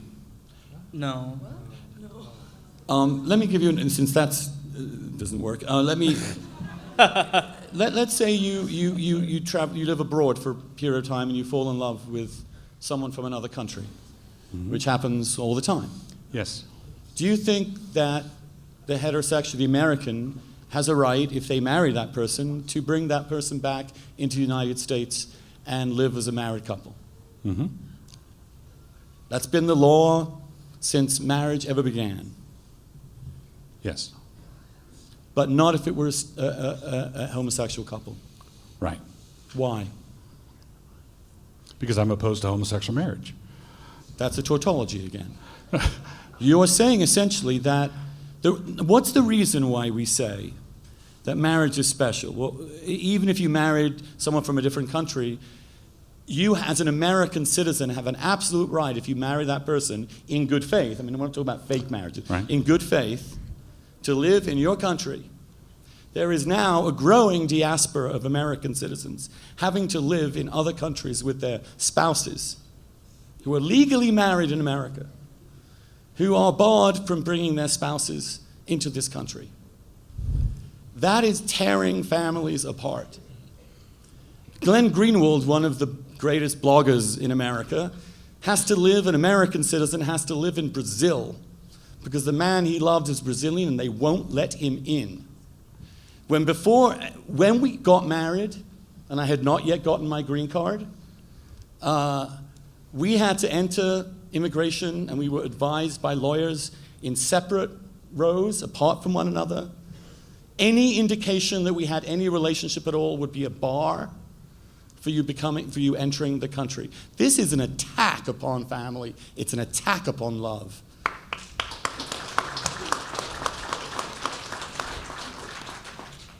By the way, that questioner had an awesome beard. I just want to. I know, right? I want to compliment That guy yours was awesome. too. Cheers.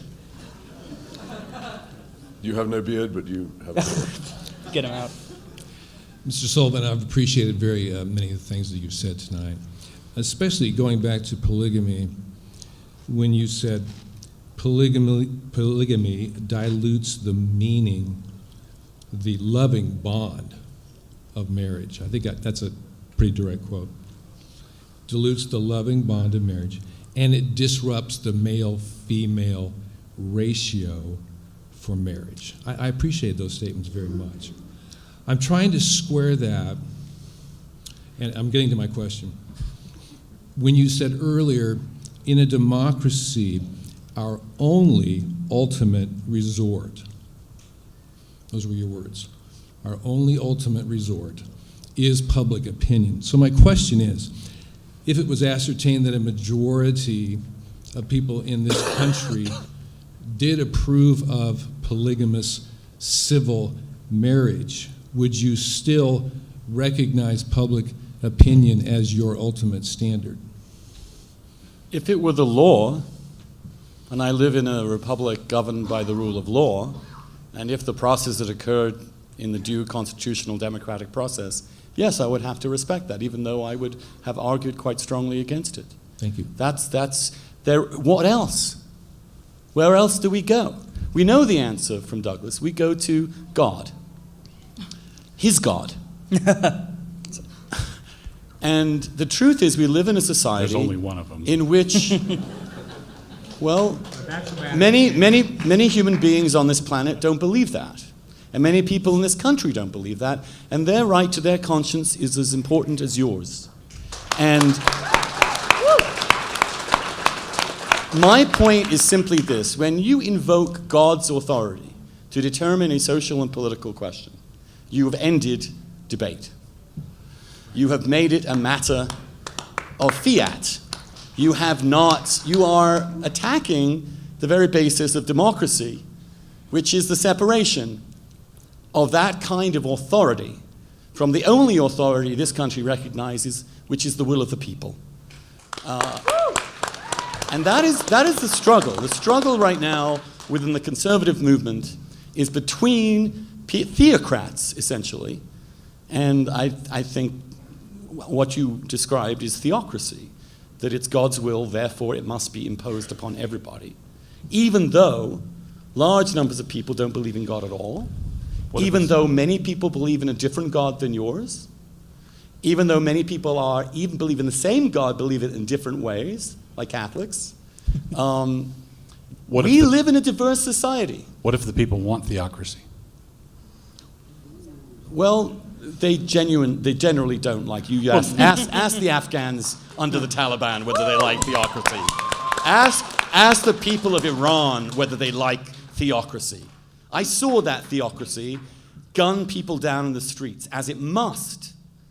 Because if you can't persuade people of the truth, you have to force them to obey. The key ally of theocracy is violence. They go together. The key principle of Christianity is nonviolence. This is not Christianity. It is a perversion of Christianity. I said, what if the people want theocracy? Well, it would be more accurate to say, I don't. No one ever really has, is the truth. And when they've gotten it, they've hated it. You did earlier on say that. And you have the Constitution, I'm afraid, you've got to get rid of before you go there. I can't help mentioning at this point, you did actually say earlier that moral questions could be decided by majorities. However, it's time for another question. Hi, my name is Jonah Mix. I'm not a student, lived here for a long time. I follow both of your work very closely. And I want to add not add a perspective, but come from a perspective in this question is that I'm not a Christian. Unlike both of you, I'm an atheist.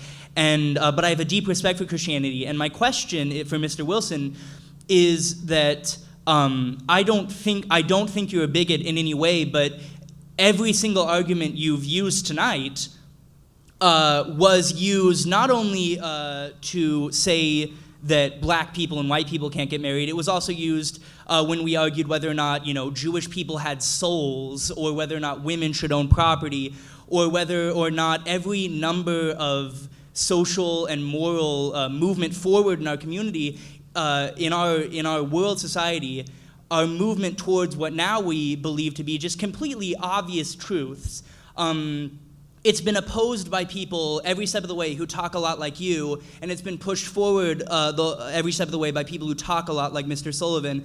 And my question here is, straight answer, why should we take your arguments that, doing this is going to lead to social breaking apart, it's going to ruin the institution, it's going to, promote moral anarchy, when those arguments were used against every class of citizen who we now give rights to without thinking a second thought about it? Everything you've said, if you replace the word gay with black, if you replace the word, gay marriage with rights for women, it's happened over and over and over again. As men like you have said these things. I want to know, why should I trust your argument now when the same argument was used by people who we now correctly think of as monsters? I think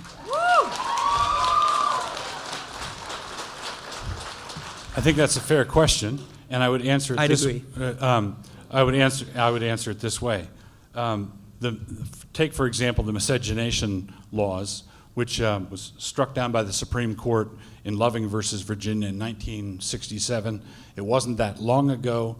I was 14 at the time. All right, so it wasn't that long ago. It's within living memory. I think there were something like 16 states that had their laws struck down at that time. It was not a bagatelle. It was not an incidental problem. It wasn't that sort of thing. So yeah, there are people who argued vigorously in defense of it, and they said, if we allow blacks and whites to marry in our state, then we'll end up with a president like Barack Obama. Yeah. Right, but don't get me distracted. What they were doing is they were saying, if we allow blacks and whites to marry, that's going to open the floodgates, and our pristine state of affairs is going to be ruined by these couples practicing miscegenation. All right, that's what the argument was. My argument is not, if we let homosexuals marry, they're going to come in and ruin our pristine institution of marriage. I think we ruined it. I think it's already ruined. It's already shot all to blazes. All right? Now, I don't think homosexuals are going to come in and ruin marriage. I think heteros have ruined marriage. So that doesn't really answer the question, though. I'd really like you to answer the question. What is the difference between your argument and the arguments that were used? I just told you. No, they believed that they were defending. They believed that they were the last bastion of a pure white race. They were arguing for white supremacy, and they said, if we let these people in, they're going to wreck our perfection here. They're going to wreck the state of affairs that we've got. So I'm serious. Arguing the opposite. The difference between them and you is that you don't think it's worth defending, but you want to keep them out anyway. I'm seriously wondering, sir. No, the institution of marriage is absolutely worth defending.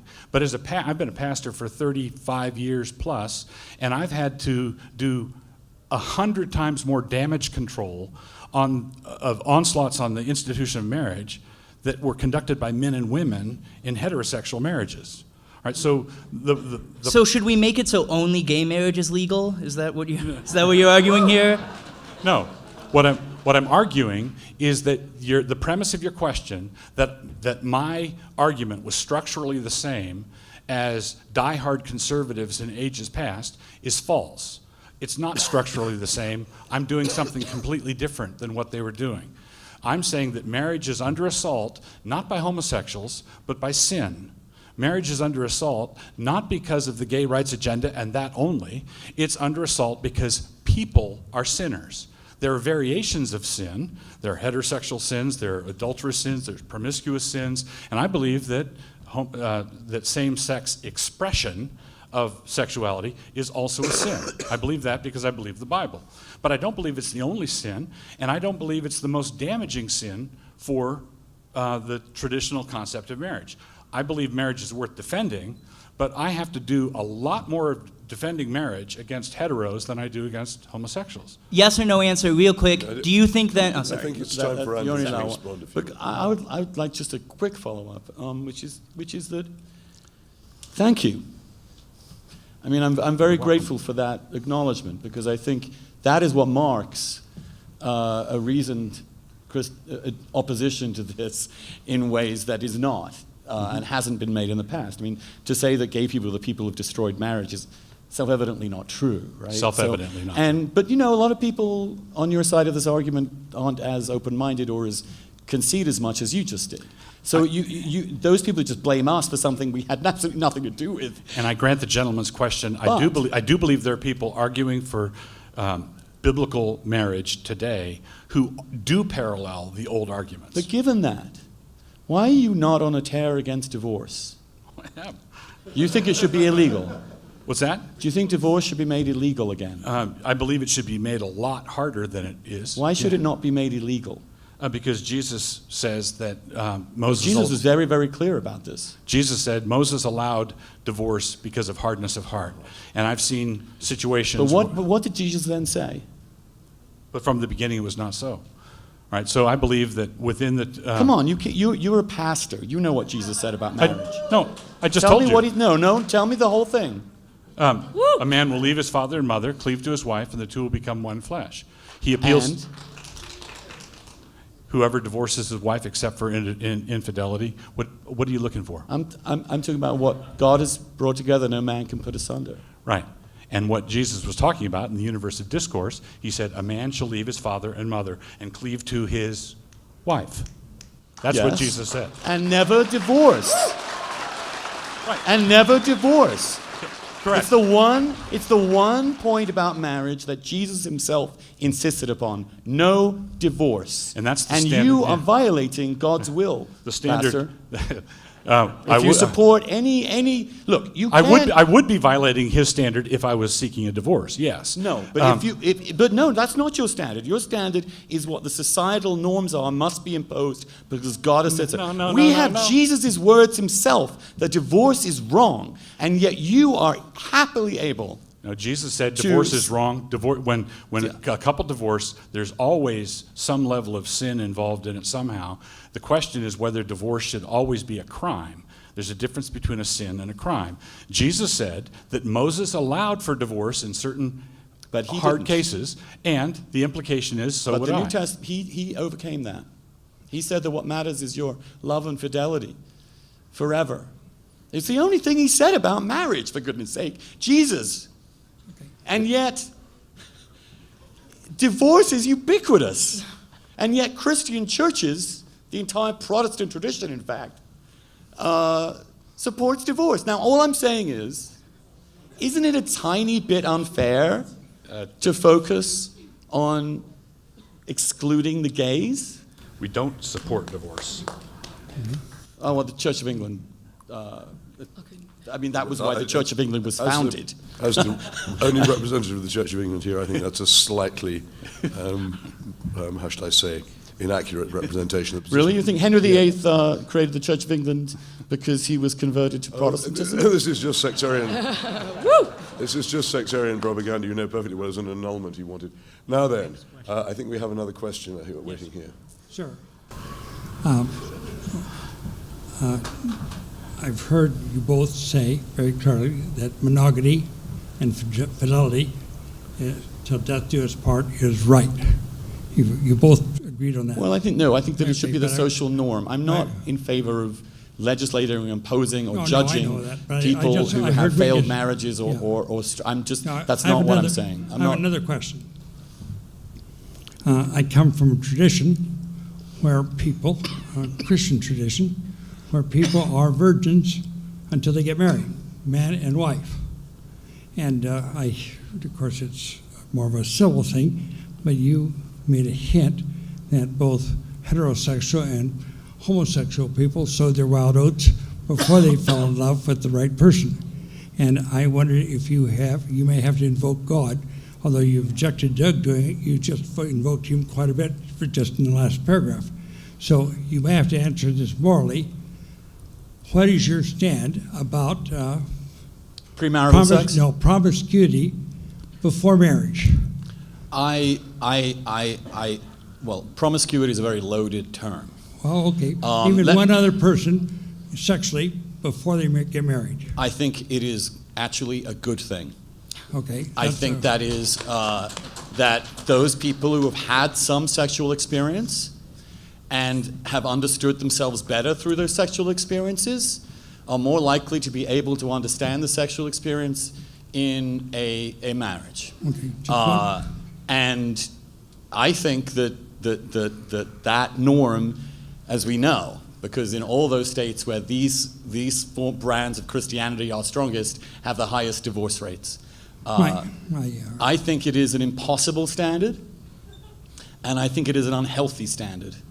And I have no problem with people having sex outside of marriage in a free society, and I don't think necessarily, as long as it is consensual and adult, I think it is nobody's business, and I think it can be an amazing thing. And I want to defend sex for a second, because some of the premises of this is all sex is somehow icky and wrong. No, it's not. It's wonderful. It's one of the greatest. I remember when I found out that I was a sexual being, it was the most amazing thing I'd ever found out about myself. I couldn't imagine that there was anything wrong with that. And any human, I mean, why does a person before marriage have so much ejaculate? I mean, why do we not have, why are we naturally constantly producing sperm and eggs? Way more than we need to. Need a lot of wives. We are developing a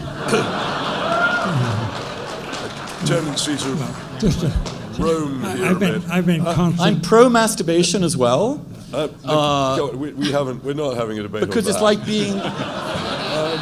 Why not? TMI, too much information. Not at all. Everybody in this room has masturbated.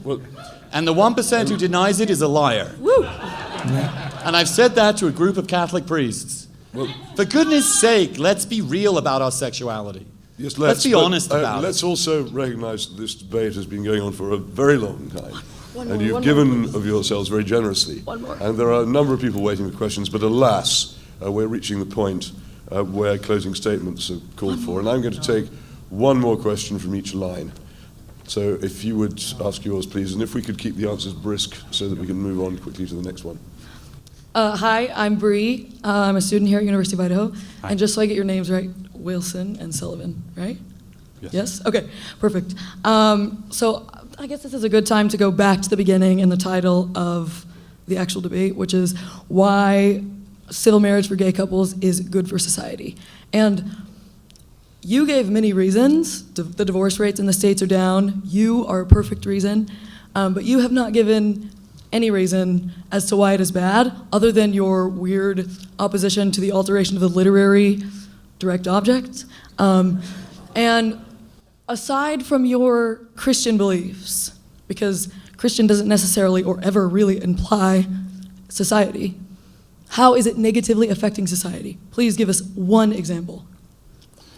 How gay marriage has negatively affected. How it will or how it has, How it other will. than its obvious progression into polygamy, which is completely false. But please. Anybody who does not see that Muslim immigrants will not be the people next in line after Andrew, clamoring, using the same arguments that were used here tonight, anybody who thinks that that is not coming is kidding themselves. What? What? Sorry, I don't. So what I'm saying is that my polygamy argument is not a weird hypothetical. Andrew talked about people. No, I'm saying one. He has given positive effects that have happened now. We are winning. The people who are voting for gay rights are winning. What's happening now? What has happened that's negative? We have positive effects. What are the negative effects? Here it is in an index card, 3x5 card. Andrew has granted that polygamy in society is destructive. Correct? How does homosexuality affect you negatively? Please let him answer. Andrew has granted that Andrew has granted that the presence of polygamy in society is a destructive influence. we have a short attention span generation here. That was my first sentence. I sometimes have answers that involve more than one sentence. All right, now, but I'll give you the first one again since you weren't listening to it very carefully. Andrew has granted that the presence of polygamy in society is destructive to society. I believe that we have every reason to believe that advocates of polygamy, whether they're fundamentalist Mormons or immigrant Muslim men who want to bring all their wives and not just one of them, will use the argumentation and the diversity tolerance mantra as a way of advancing their polygamy argument, and that task will be a lot easier for them with the gays having done what they did than that task would have been 25 years ago before this whole gay marriage thing started. So if polygamists showed up 25 years ago and said, I want my marriage, my polygamous marriage recognized, and I want Sharia law to be established, and I want all these things. Moderator, he's not answering the question. Please. Okay. Just, what have you seen already that's happened? You are almost the last. This lady wants to ask a question, but you can't do it until you. You can't do it. You can't do it. Oh. Andrew and I agree that polygamy is bad. This greases the skids for polygamy. Andrew, do you want to say anything about that, or shall we move to the last question? I will just promise you that if that ever does come up, I will be in the forefront of those opposing it. And I will make the arguments based on civil arguments about the negative consequences to society as a whole, not invoke some deus ex machina, literally, to end the argument. And that you cannot provide an answer to the question of why this will be bad for society except some nebulous future hypothetical that shows currently no sign of any support, which the gay movement actually opposes, seems to me to be a very weak strand on which to base your case. And I don't care. I don't care if the gay movement opposes it. The polygamy movement does not oppose it. Let me ask you this question. Do you regard Newt Gingrich as a polygamist? Serial polygamist, yes. Okay. All right. I think it's time. This is the last question. I actually have two questions for both of you. And Mr. Sullivan, you said that you grew up in Catholic family, and I know it's been hard, like, knowing that you were gay and since you were a child. So how did you overcome that with your family? And then for next question for Mr. Wilson, imagine if you found out that your son is gay, and what would you do? What would you reject your own son? Thank you. Well, I will tell you. I asked my mom and dad. I wanted to see them together. It's a rare thing. You know, most families you talk to mom and she tells dad. Anyway, they sat them down. I sat them both down. And I said, Mom and Dad, look, I have something to tell you. And my mother said, what? And I said, I'm gay. She said, what does that mean? I said, I'm gay. I'm a homosexual. And she said, oh my God, I'd better go make a cup of tea. The perfect English response. When Hitler's bombing you, make tea.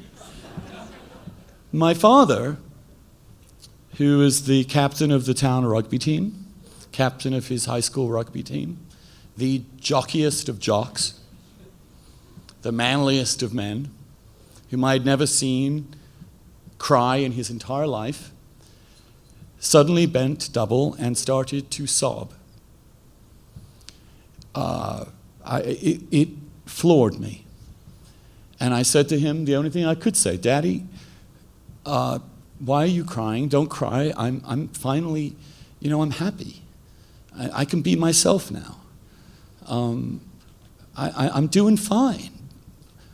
And he kept crying. Now this was unprecedented. And finally I said, well, can you tell me why you're crying so I can answer your question, Dad? And he said words that I will never forget. I'm crying, he said, because of all the things you must have gone through when you were growing up and I never did anything to help you. And you think that isn't love?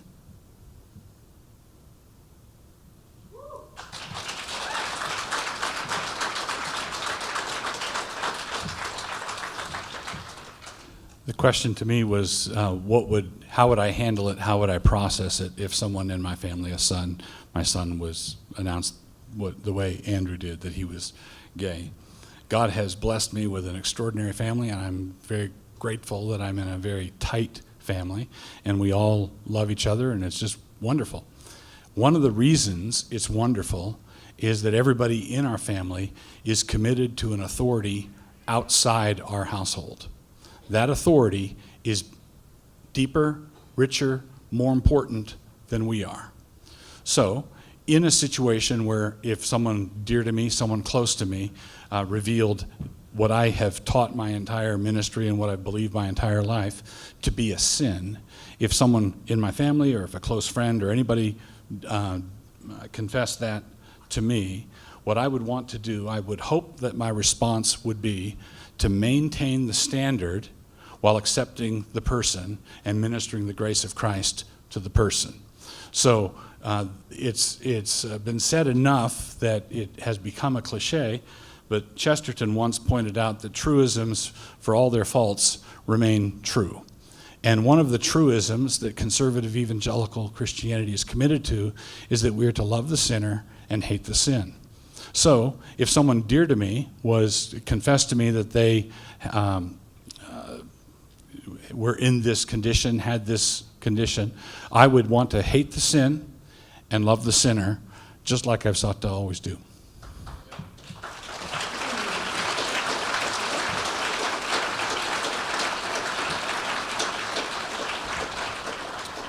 What if he said, I'm gay and I've never had any sex with any other man? What sin did he commit? I don't believe that homosexual orientation is a sin. At that point, I think I would like to move to closing remarks. And Andrew, you have 5 minutes, please, to sum up your case. Yeah. I won't take 5 minutes, because I think I've made my case for good or ill. So I'll just read you something. It was written by Hannah Arendt, who was a controversial person in her time, especially on the left. And I wish I could find it. Here it is. It was written in 1959. And it was during a big debate in the civil rights movement about whether they should focus on striking down the miscegenation laws, the anti-miscegenation laws, or whether they should be focused on things like segregation in high schools or discrimination in public accommodations. And the overwhelming majority said no, public accommodations, schools, segregation, because you can't touch the marriage thing. And actually, of course, we know that a lot of racism and a lot of the foundations of slavery were based on the terror of a black man having sex with a white woman. That is the profound, deep panic among white Southerners in those days, and I would add, today as well, because it would destroy their understanding of what it is to be an American. I think the reason that Barack Obama, who, if you judge, in my view, I don't want to digress actually, but I think one of the reasons he enrages so many people is not that he's a black president, is that he is a president who is both black and white. But I believe that humanity, in the arc of history, and I'm not, I have to say, I was flattered, I'm not actually on the forefront of change. As I say, I'm a federalist. I'm happy to allow you to have your right for a while. I want the process to take place, which is not a progressive. It is a moderate conservative who wants to change. And what I would say is that when a group in society emerges, when we see them there, when they exist, the real conservative doesn't deny that existence. The real conservative looks at the reality and says, How do we integrate this new phenomenon so that we can integrate it and make our society less different than it was before? In other words, as Burke would put it, sometimes you have to change something for it to remain the same. As I said to the Congress, who are we? We gays? We are your sons and daughters. We're your brothers and your sisters. We're in your families somewhere. We are absolutely present. And we are asking to be brought in. We are asking to come home. We were born at home, and then the knowledge of our sexual orientations often forced us away from it. And we're asking to come back. We're asking to be part of the family without sacrificing our need and our right to love and be loved by another human being. Hannah Arendt wrote the following: "The right to marry whoever one wishes is an elementary human right compared to which the right to attend an integrated school, the right to sit where one pleases on a bus, the right to go into any hotel or recreation area or place of amusement, regardless of one's skin or color or race, are minor indeed. Even political rights, like the right to vote, and nearly all other rights enumerated in the Constitution, are secondary to the inalienable human rights to life, liberty, and the pursuit of happiness, proclaimed in the Declaration of Independence. And to this category, the right to home and marriage unquestionably belongs." What I want to ask every American here today, have any of you, heterosexuals who are here today, ever believed that the right enshrined in the Declaration of Independence to the pursuit of happiness would not include the right to marry the person you love? This is an American cause. It's a human cause. And America started this movement, and it will finish it.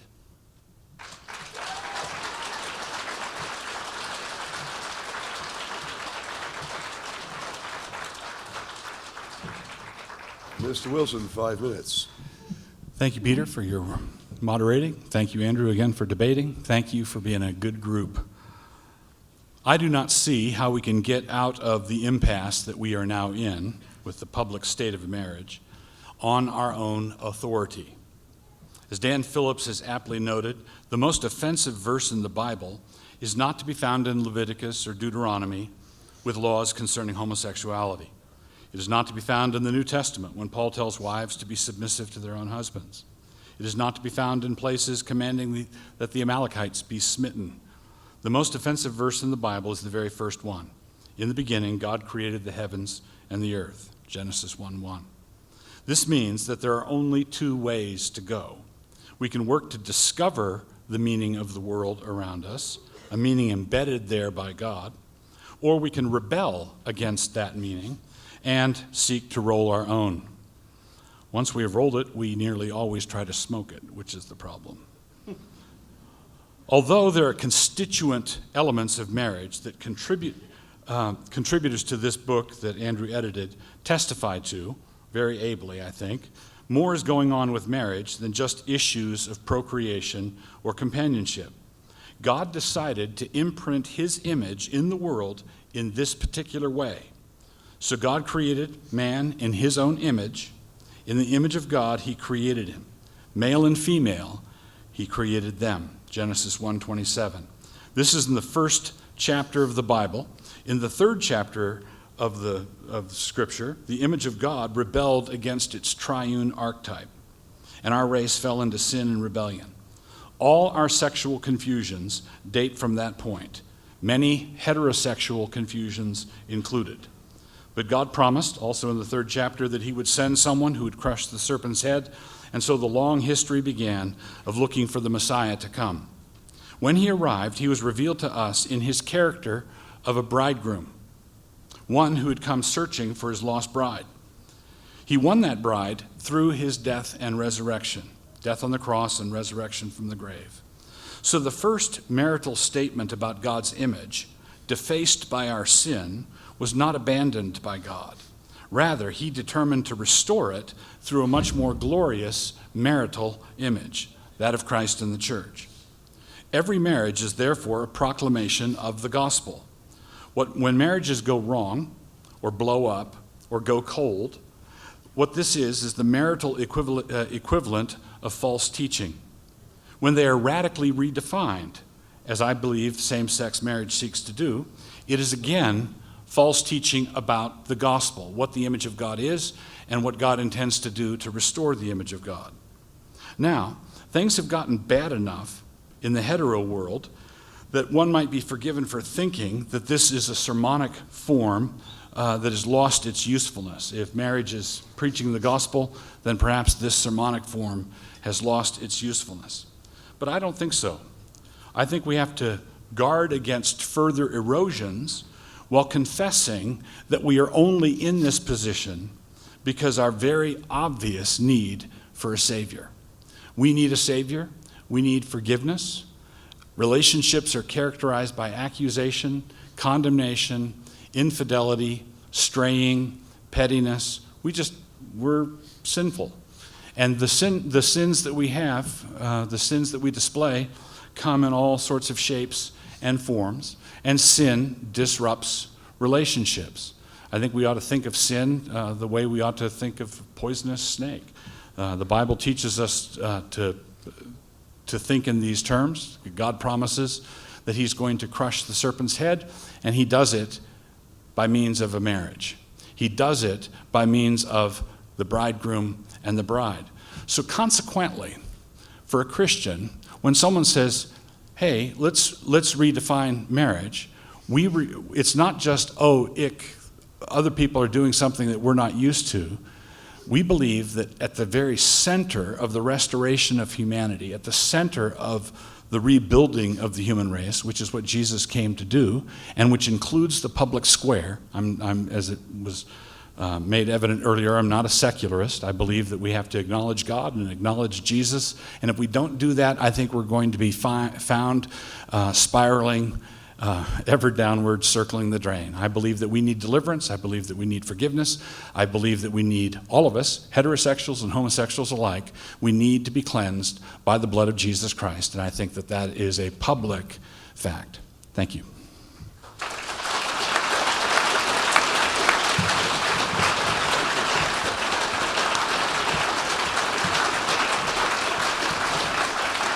Thank you.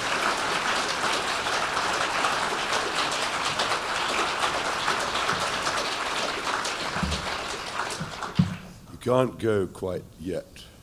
It is one of the unacknowledged glories of our free civilization that two opponents can engage with such passion, eloquence, conviction, and power without becoming enemies.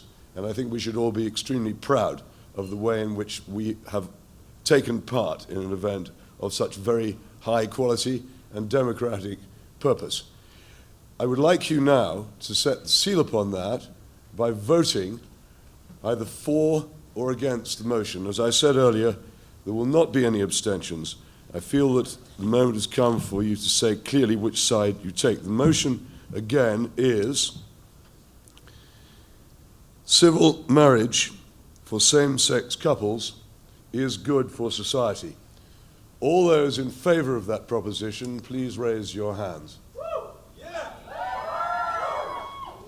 You can shout as well as if you like, but it won't increase the number of votes. All those against the proposition, please raise your hands.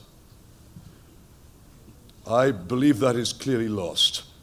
Thank you, gentlemen, both very much indeed. I've hugely enjoyed it, and I think we should all applaud them.